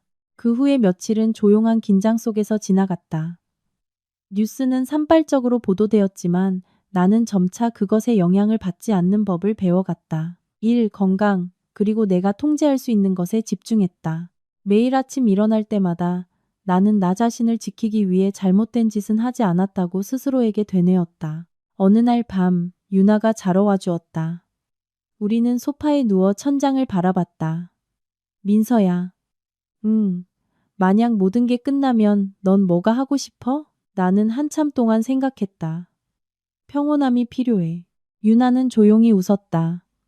분명 손에 넣을 수 있을 거야. 나는 눈을 감았다. 며칠 만에 꿈도 꾸지 않고 깊이 잠들 수 있었다. 폭풍은 아직 지나가지 않았을지 모른다. 하지만 나는 그 바람 속에서 어떻게 서 있어야 하는지를 배운 것이다. 여론의 폭풍이 지나가자 사태는 다른 단계로 이행했다. 더 무겁지만 더 조용한 단계로. 속삭이는 소리가 점차 줄어들고 언론이 연일 보도하지 않게 되었을 때 그것이야말로 법이 그 진중하고 냉철한 힘으로 가차없이 파고들어가는 신호였다. 이곳이 감정이 끼어들 여지가 없는 진실과 결과만이 남는 결정적인 단계라는 것을 나는 이해하고 있었다. 그날 아침 나는 유나와 함께 정식으로 이혼 서류를 제출하기 위해 가정법원으로 향했다. 이 절차는 꽤 오랫동안 미뤄져 있었다. 애정이 남아서가 아니라 펜을 움직이기 전에 모든 것을 명확하게 해둘 필요가 있었기 때문이다. 펜촉이 서류에 닿았을 때 내 손은 희미하게 떨렸지만 서명은 똑발랐다. 5년간의 결혼 생활이 몇 장의 종이로 요약되어 가는 것. 그 감각은 안도와 아픔이 뒤섞인 것이었다. 유나가 나를 보며 말했다. 괜찮아? 응, 괜찮아. 나는 솔직하게 그렇게 대답했다. 더는 이혼이라는 두 글자에 두려움을 느끼지 않았다. 그것은 실패가 아니라 하나의 출구였다. 그 후에 며칠 동안 나는 서류 보충을 위해 반복적으로 호출되었다. 금전의 흐름, 시간 순서, 인간관계가 점차 하나의 명확한 그림으로 엮여갔다. 진우의 이름이 더는 의혹이 아니라 직접적인 당사자로서 공식 문서에 점점 더 자주 등장하게 되었다. 어느 날 오후 변호사에게서 전화가 왔다. 사모님, 출국 금지 결정이 내려졌습니다. 그게 무슨 말씀이세요? 일부 계좌가 동결되고 관계자 몇 명의 출국도 금지되었습니다. 나는 눈을 감았다. 이 순간을 기다려왔을 텐데 실제로 그것이 일어나자 역시 가슴이 조여왔다. 동정심 때문이 아니다. 여기서부터는 그들 누구도 아무 일 없었던 것처럼 행동할 수 없게 될 것이라는 것을 알았기 때문이다. 그날 밤 진우가 나를 찾아왔다. 사전 연락도 예고도 없었다. 문을 열었을 때 나는 눈앞의 남자가 누구인지 순간 알아보지 못했다. 그의 얼굴은 수척했고 눈에는 피로가 가득했으며 한때의 자신감 넘치던 모습은 없었다. 민서야. 나는 움직이지 않고 서 있었다. 안으로 들이지도 쫓아내지도 않았다. 얘기 좀 하자. 하세요. 너 꼭 이렇게까지 해야만 했어? 나는 천천히 숨을 내쉬었다. 당신 이제 일이 멈출 수 있다고 생각해요? 나 출국 금지 당했어. 놀랍지 않네요. 만족해?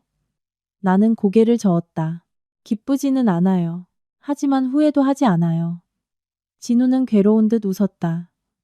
네가 이렇게까지 할 수 있는 사람인 줄은 몰랐어. 저도 당신이 그런 짓을 할 사람인 줄은 몰랐어요. 우리 사이에는 아주 긴 침묵이 흘렀다. 민서야, 미안했다. 그 두 글자는 너무나도 늦었다. 사과는 시간을 되돌려주지 않는다. 진우는 고개를 숙였다. 만약 소송을 취하해준다면 네가 원하는 만큼의 몫은 줄게. 나는 그를 봤다. 마음에는 더는 어떤 파문도 잃지 않았다. 그런 거래는 필요 없어요. 그럼 뭐가 필요한데? 공정함이요. 진우는 나를 봤다.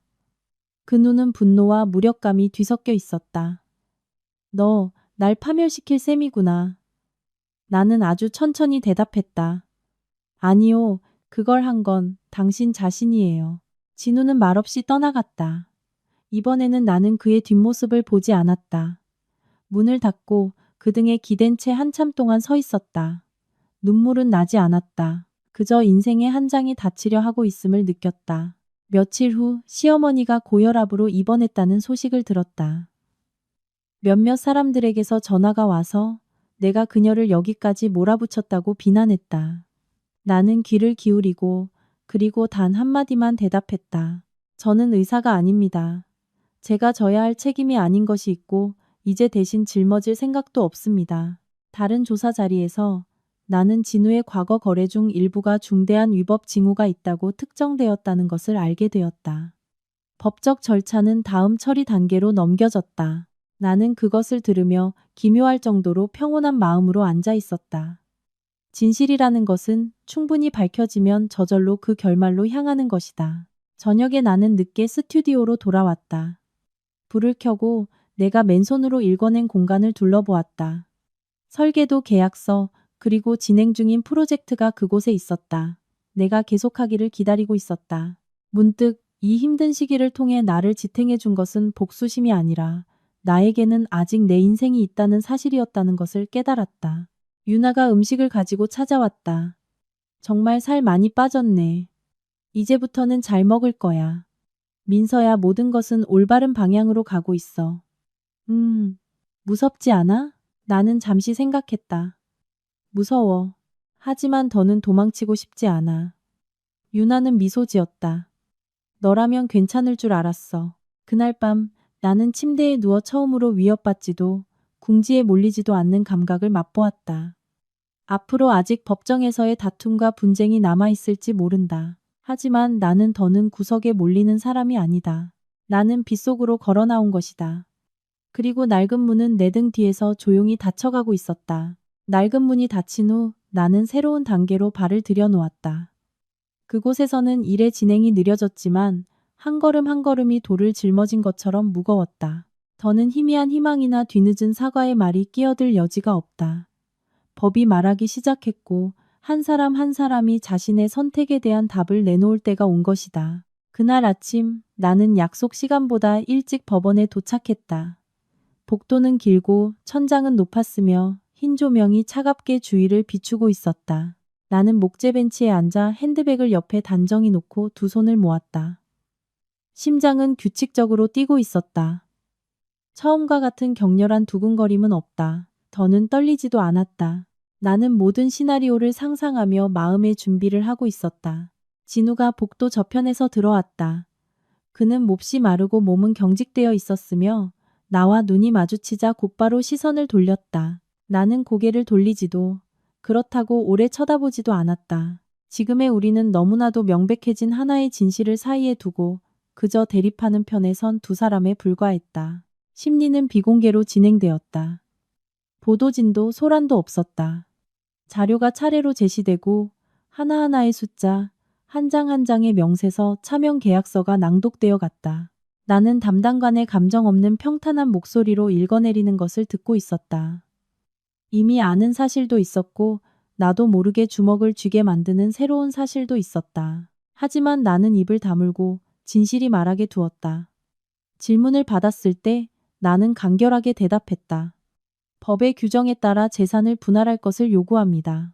제출한 증거와 저의 기여도에 근거해서요. 그 이상도 그 이하도 아닙니다. 진우의 차례가 되자 그는 내가 상상했던 것보다 많은 말을 했다. 그는 설명하려 했고 책임을 가볍게 하려 했으며 압박감에 의한 잘못된 판단이었다고 책임을 전가하려 했다. 나는 그것을 들으며 마음이 텅 비어 있었다. 만약 이 말들을 몇 년 전에 들을 수 있었다면 나는 마음이 흔들렸을지도 모른다. 하지만 이제 와서는 그것은 텅 빈 방에 울리는 공허한 반향에 불과했다. 3시간 가까이 이어진 심리가 끝났다. 복도로 나왔을 때 나는 내 등이 땀으로 젖어 있다는 것을 처음으로 깨달았다. 유나가 기다리고 있다가 물병을 건네주었다. 괜찮아? 응. 쉽지 않았을 텐데 잘했어. 나는 미소 지었다. 안도감이 퍼져갔다.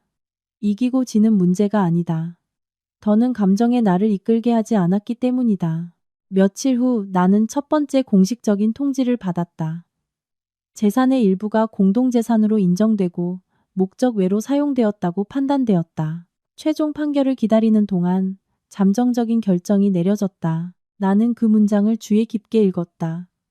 한 줄 한 줄의 글자가 낡은 인생의 한 장을 닫아가는 것 같았다. 오후에 시어머니가 병원 근처 카페에서 나를 만나러 왔다.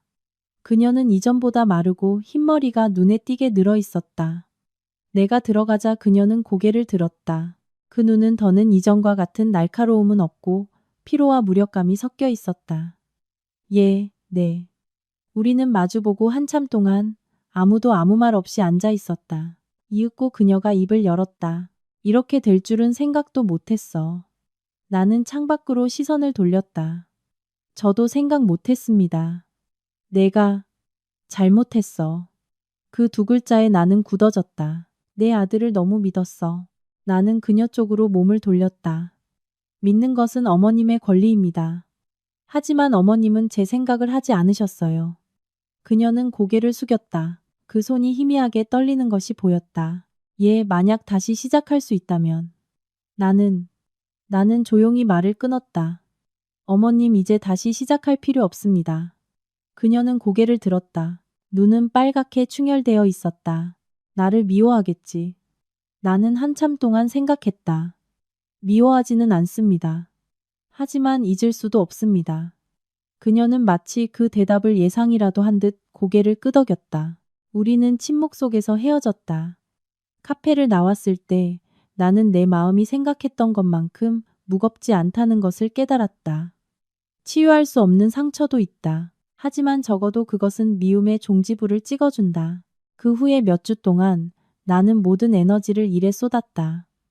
스튜디오는 큰 프로젝트를 수주했고 나는 높은 집중력을 요구받았다. 나는 밤늦게까지 일했지만 더는 도피하고 있다는 감각은 없었다. 완성된 설계도 한 장 한 장이 내가 모든 사건에도 불구하고 앞으로 나아가고 있다는 증거였다. 어느 날 밤 진우에게서 메시지가 왔다. 나는 생각보다 무거운 결과에 직면하게 될 것 같다.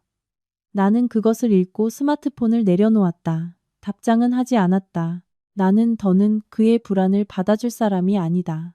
며칠 후 관계자 몇 명이 규정에 따라 처분될 것이라는 통지를 받았다. 진우의 이름은 그 목록 안에 있었다. 그 정보를 읽었을 때 내 마음은 텅 비어 있었다. 기쁨도 슬픔도 없었다. 아마 정의가 실현되었을 때 개인의 감정은 더는 중요하지 않게 되는 것일지도 모른다. 그날 밤 나는 혼자 발코니에 앉아 시원한 바람을 맞고 있었다. 지금까지의 길을 생각했다. 나는 결혼 생활을 잃었고 한때 세상의 전부였던 사람에 대한 신뢰를 잃었다.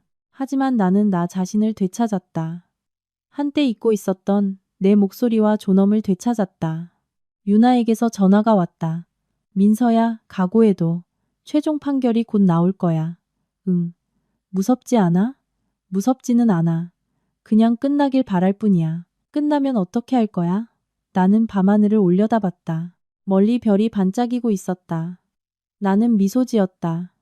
제대로 살아갈 거야. 나는 전화를 끊고 일어나서 깊은 숨을 들이쉬었다. 선택의 대가는 때때로 매우 비싸다. 하지만 침묵의 대가는 그것보다 훨씬 더 비싸다는 것을 나는 알고 있었다. 그리고 나는 침묵하지 않기로 선택했다. 최종 판결일이 정해졌다. 미리 알려져 있기는 했지만 통지서가 작업용 책상 위에 단정히 놓여 있는 것을 보자 역시 가슴이 조여왔다. 결과가 두려워서가 아니다. 그날을 기점으로 인생의 한 장이 공식적으로 닫히고 더는 돌아갈 길도 붙잡을 이유도 없어질 것이라는 것을 이해하고 있었기 때문이다. 그날 아침 나는 아주 일찍 눈을 떴다. 도시는 아직 안개에 쌓여 있었고 공기는 서늘했다. 나는 커피를 내리고 창가에 서서 뜸한 차의 흐름을 바라보고 있었다. 아무것도 바라지 않았다. 그저 모든 것이 그 본질대로 덧붙여지지도 생략되지도 않고 끝나기를 바랐다. 유나가 나를 데리러 와주었다. 차 안에서 두 사람은 거의 이야기하지 않았다. 할 말이 없어서가 아니라 각자 자신의 생각을 좇고 있었기 때문이다. 법원문 앞에서 차가 멈췄을 때 나는 깊은 숨을 쉬고 차에서 내렸다. 법정은 넓고 텅 비어 있었으며 천장은 높고 흰빛이 모든 것을 엄숙하게 보이게 했다. 나는 내 자리에 앉아 손을 무릎 위에 단정히 놓았다. 진우는 복도 저편에서 들어왔다. 그는 나를 잠깐 보더니 곧바로 고개를 돌렸다. 그 눈에는 더는 원망도 애원도 없고 그저 자신의 선택의 끝에 다다른 자의 피로만이 있었다. 심리가 시작되었다. 지금까지의 내용이 다시 한번 요약되었다. 나는 입을 다물고 듣고 있었다. 질문을 받았을 때는 대답해야 할 것만을 정확하게 대답했다. 감정을 덧붙이지도 고생담을 늘어놓지도 않았다. 여기서는 진실만이 유일하게 가치를 지닌다는 것을 이해하고 있었기 때문이다. 판결이 선고될 때 법정은 고요해졌다. 결정은 천천히 명확하게 낭독되었다. 재산의 일부가 공동재산으로 인정되고 목적 외로 사용되었기 때문에 반환하고 규정에 따라 분할이 명해졌다. 이혼 청구는 인정되었다. 관련된 일부 행위에 대해서는 법에 따라 다음 처리 단계로 이행된다. 한마디 한마디가 마치 마지막 문을 못 박는 망치 소리처럼 울렸다. 재판장이 패정을 선고했을 때 나는 내가 어느새 숨을 멈추고 있었다는 것을 깨달았다. 나는 천천히 숨을 내쉬었다. 진우는 몇 초간 미동도 없이 앉아 있다가 이윽고 일어섰다. 그는 나를 보지 않았다. 나도 그를 보지 않았다. 우리 사이에는 더는 나눌 말이 아무것도 없었다.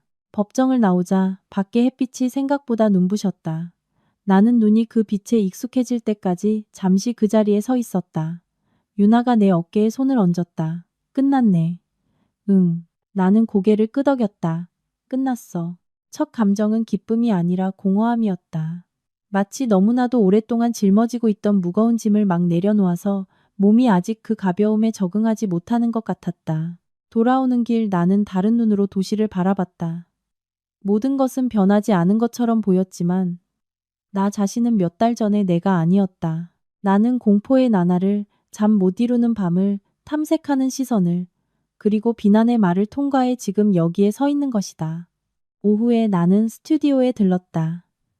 직원들이 일하고 있었고 키보드 소리와 업무를 주고받는 목소리가 평소처럼 울리고 있었다.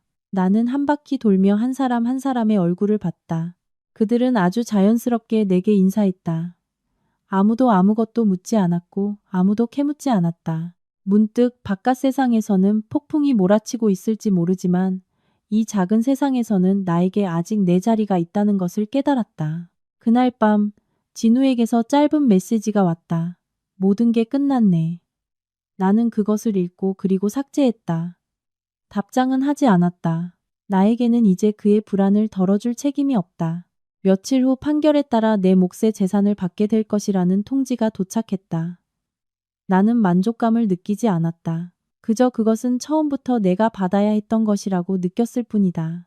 만약 내 신뢰가 이용당하지 않았더라면 시어머니에게서는 더는 연락이 없었다. 나도 먼저 연락하지 않았다. 어떤 관계는 한 번 한계를 넘어버리면 침묵이 가장 문명적인 선택이 된다. 어느 날 오후 나는 단골 카페에 혼자 앉아 있었다. 오가는 사람들을 바라보며 잃은 것과 남은 것에 대해 생각했다. 나는 내 것이라고 생각했던 가족을 잃었고 한때 절대적으로 신뢰했던 남편의 이미지를 잃었다. 하지만 나는 냉정함을, 내 발로 설 수 있는 능력을, 그리고 진실을 되찾은 것이다. 유나가 맞은편 자리에 앉았다. 민서야. 어때? 지금 기분은? 나는 한참 동안 생각했다. 가벼워. 그럼 됐어. 유나는 웃었다. 나는 고개를 끄덕였다. 그렇다. 화려하게 기뻐할 필요도, 누군가에게 무언가를 증명할 필요도 없다. 그저 가벼우면 그것으로 충분한 것이다. 그날 밤 나는 집에 돌아와 창문을 열고 바람을 방 안으로 들였다. 낡은 물건들을 몇 가지 정리하고 더는 필요 없는 것들을 버렸다. 하나하나의 물건을 정리할 때마다 마음도 조금씩 정리되어 가는 것을 느꼈다. 잠들기 전에 나는 한참 동안 거울 앞에 섰다. 거울 속의 여자가 나를 조용한 눈으로 바라보고 있었다. 거기에는 더는 처음의 당혹감도 분노도 없고 그저 많은 것을 희생해서 손에 넣은 확고함이 존재하고 있었다. 앞으로의 인생이 저절로 편해지는 것은 아닐 것이다. 하지만 적어도 그것은 내 등 뒤에서 누군가에 의해 결정된 인생이 아니라 내가 스스로 선택한 인생인 것이다. 판결 후 내 인생은 동화처럼 갑자기 밝아진 것은 아니었다. 축하도, 축복의 꽃다발도, 그리고 승리의 감각도 없었다. 그저 아주 평범한 아침이 찾아왔을 뿐이었다. 나는 눈을 뜨고 창문을 열고 깊은 숨을 들이쉬자 더는 오늘은 무슨 일이 일어날까 하고 걱정할 필요가 없다는 것을 깨달았다.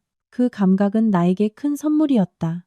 나는 천천히 서두르지 않고 억지로 하지 않고 내 인생을 재건하기 시작했다. 아파트를 정리하고 인테리어를 바꾸고 낡은 추억에 얽힌 물건들을 버렸다. 손에 들고 몇 초간 망설이다가 그래도 쓰레기통에 넣기로 결정한 것들도 있었다. 그것들을 계속 가지고 있는 것은 나를 강하게 만드는 것이 아니라 그저 나를 과거에 묶어둘 뿐이라는 것을 이해하고 있었기 때문이다.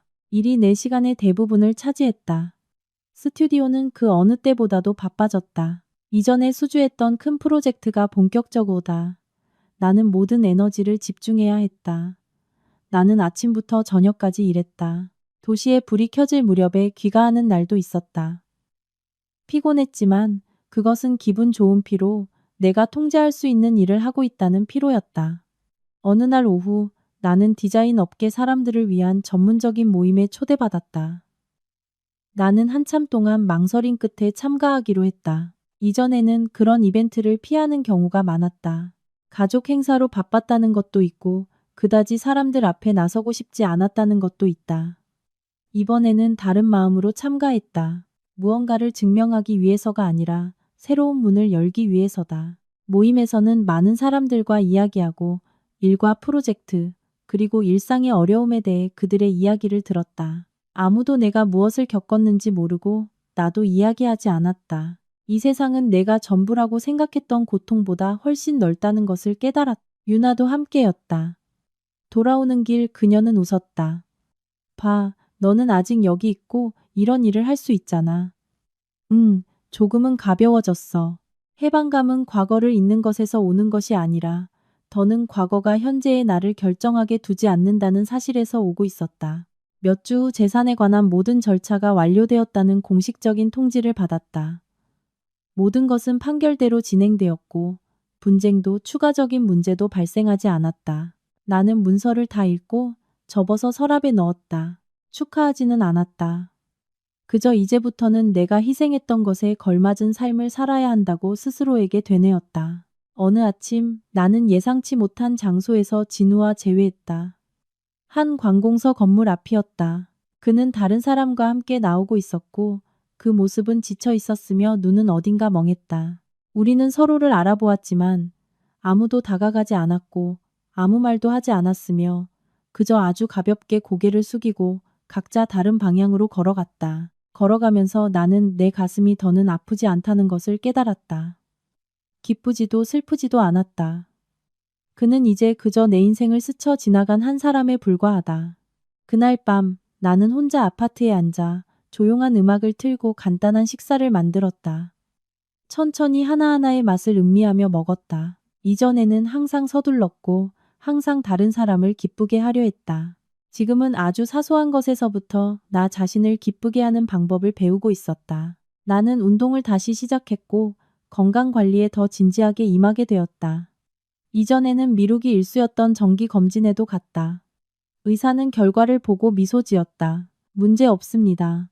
그 두 글자에 마음이 따뜻해졌다. 어떤 상처든 그것이 정신적인 것이든 육체적인 것이든 회복하는 데는 시간과 다정함이 필요하다는 것을 나는 이해했다. 어느 주말 오후 나는 친정을 찾았다. 엄마는 나를 보고 내 얼굴을 만지며 걱정스러운 목소리로 말했다. 살 빠졌네. 응, 그래도 괜찮아. 아빠는 많은 말을 하지 않고 그저 차를 내어주고 옆에 앉아주셨다. 그의 침묵은 내게 압박을 주는 것이 아니라 보호받고 있다는 느낌을 주었다. 내가 강할 필요가 없는 장소도 있다는 것을 나는 깨달았다. 그날 밤 나는 옛날 방에 누워 익숙한 천장을 바라보고 있었다. 지금까지의 여정을 생각했다. 만약 누군가 후회하냐고 묻는다면 나는 아니오라고 대답할 것이다. 일어난 일이 좋아서가 아니다. 그것을 겪지 않았다면 나 자신을 지키는 방법을 결코 배우지 못했을 것이라는 것을 알기 때문이다. 유나에게서 메시지가 왔다. 민서야, 다시 사랑하는 걸 생각해봐. 나는 미소 지었다. 아직이야. 두려워? 아니, 그냥 아직 필요하지 않을 뿐이야. 사랑이란 공백을 메우기 위한 것이 아니라는 것을 나는 이해하고 있었다. 만약 그것이 찾아온다면 내가 충분히 채워졌을 때 찾아와야 하는 것이다. 그 후에 나날들 나는 천천히 살아갔다. 책을 읽고 산책하고 낯선 질문을 피하지는 않았지만 스스로 나서서 이야기하지도 않았다. 나는 내 이야기가 나라는 사람에게 붙여지는 꼬리표가 되기를 원하지 않았다. 그것은 그저 이 인생의 일부에 불과하다. 어느 날 밤 나는 발코니에 서서 도시의 불빛을 바라보고 있었다. 문득 더는 누군가에게 무언가를 증명할 필요가 없다는 것을 깨달았다. 세상에 내가 얼마나 강한지 보여줄 필요는 없다. 그저 내가 나답게 살고 있다고 나 자신이 알고 있으면 그것으로 충분한 것이다. 앞으로의 길은 아직 길고 지치는 날도 마음이 흔들리는 때도 있을 것이다. 하지만 나는 더는 그런 것들을 두려워하지 않는다. 나는 가장 어두운 날들을 통과해 지금 여기에 서 있는 것이니까. 모든 것이 정말로 안정되었을 때 나는 깨달았다. 가장 어려운 것은 배신에 맞서는 것도 여론이나 법과 대치하는 것도 아니라 그 모든 잔해 속에서 어떻게 살아갈지를 배우는 것이라는 것을. 누군가의 아내라는 역할도 없고 원만한 가정이라는 이미지를 지키기 위한 인내의 의무도 없다. 나는 있는 그대로의 아무것도 숨길 것 없는 나 자신의 앞에 서서 그리고 자문했다. 앞으로 나는 어떻게 살아갈 것인가? 모든 절차가 끝난 첫 며칠 동안은 아침에 눈을 뜨면 공허한 감각에 휩싸이기도 했다. 잘 잤어? 라는 메시지도 누군가를 중심으로 돌아가는 스케줄도 없다. 하지만 공황에 빠지는 대신 나는 그 감정과 함께 조용히 앉아있는 법을 배웠다. 차를 내리고 창문을 열어 햇빛을 방 안에 들이고 나 자신에게 천천히 시간을 보내는 것을 허락했다. 치유란 있는 것이 아니라 지나간 사건에 더는 지배당하지 않게 되는 것이라는 것을 나는 이해했다. 나는 내 모든 과정을 되돌아보았다. 절대적으로 남편을 믿었던 한 명의 아내에서 나 자신을 구하기 위해 냉정해질 수밖에 없었던 한 명의 여자로. 만약 그날 내가 침묵을 선택하고 가정의 평화를 지키기 위해 인내를 선택했다면 아마 지금도 공허한 결혼 생활 속에서 겉모습의 안정과 맞바꿔 살고 있었을 것이다. 하지만 그 안정의 대가는 굴욕 속에서 마모되어갈 내 모든 인생이었을 것이다. 나는 한 가지를 매우 분명하게 이해했다. 결혼은 일방적인 희생으로 성립되는 것이 아니다. 가정은 거짓 위에 세울 수 없다. 그리고 사랑은 만약 그것이 경멸과 이용을 동반한다면 더는 사랑이 아닌 것이다. 이 사건 이후 나는 아주 사소하다고 생각되는 것들의 가치를 더욱 깊이 느끼게 되었다. 조용한 저녁 식사, 충실한 하루의 일, 그리고 공포의 악몽에 시달리지 않는 잠. 나는 내 몸의 소리에 귀를 기울이고 건강을 소중히 여기며 이전처럼 몸이 보내는 신호를 무시하지 않게 되었다. 필요할 때는 아니오라고 말하는 법을 배웠다. 다른 사람을 슬프게 할까봐 두려워 나 자신을 계속 상처 입히는 짓은 더는 하지 않는다. 어떤 사람이 내게 물었다. 모든 것을 겪은 후 당신은 아직 결혼을 믿습니까? 나는 바로 대답하지 않았다. 한참 동안 생각하고 그리고 말했다. 네, 믿습니다. 하지만 그것은 이전과는 다른 믿음입니다. 더는 맹목적인 신뢰도 내 모든 인생을 다른 사람의 손에 맡기는 것도 아닙니다. 저는 경계선이 있고 존중이 있고 투명성이 있고 그리고 책임이 있는 관계를 믿습니다. 그리고 만약 어떤 관계가 그런 것들을 가져다 주지 않는다면 그곳에서 떠나는 것은 실패가 아니라 용기 있는 선택입니다. 내 이야기를 되돌아보며 나는 많은 사람들, 특히 여성들이 들어야 할 교훈을 배웠다고 믿는다. 첫째, 가족이라는 두 글자를 위해 결코 내 인생의 통제권을 포기해서는 안 된다. 신뢰는 필요하지만 이해와 투명성은 그 이상으로 필요하다. 둘째, 경제적, 법적으로 자립할 것. 그것은 계산적인 것이 아니라 자기 방어인 것이다. 셋째, 배신당했을 때 바로 울부짖거나 막장 드라마를 찍어서는 안 된다. 냉정하게 진실을 모을 것. 왜냐하면 진실만이 장기적으로 당신의 편이 되어줄 유일한 것이기 때문이다. 그리고 마지막으로 누군가에게 좋은 사람이라고 불리기 위해 참아야 한다고 믿게 만들어서는 안 된다. 아무도 다른 사람의 잘못을 위해 당신의 모든 인생을 희생하라고 요구할 권리는 없는 것이다. 지금 거울 앞에 설 때 나는 더는 결혼을 잃고 고통받는 여자의 모습을 보지 않는다. 나는 폭풍을 이겨내고 그럼에도 불구하고 굳건히 서 있는 한 명의 인간을 본다. 일어난 사건을 자랑스럽게 생각하는 것은 아니다. 하지만 가장 어두운 나날 속에서 나 자신을 저버리지 않았다는 것을 나는 자랑스럽게 생각한다. 앞으로의 내 인생은 완벽하지 않을지도 모른다. 하지만 그것은 내가 스스로 선택한 인생인 것이다. 나는 일하고 쉬고 그리고 다른 누군가를 사랑하는 것을 생각하기 전에 나 자신을 사랑한다.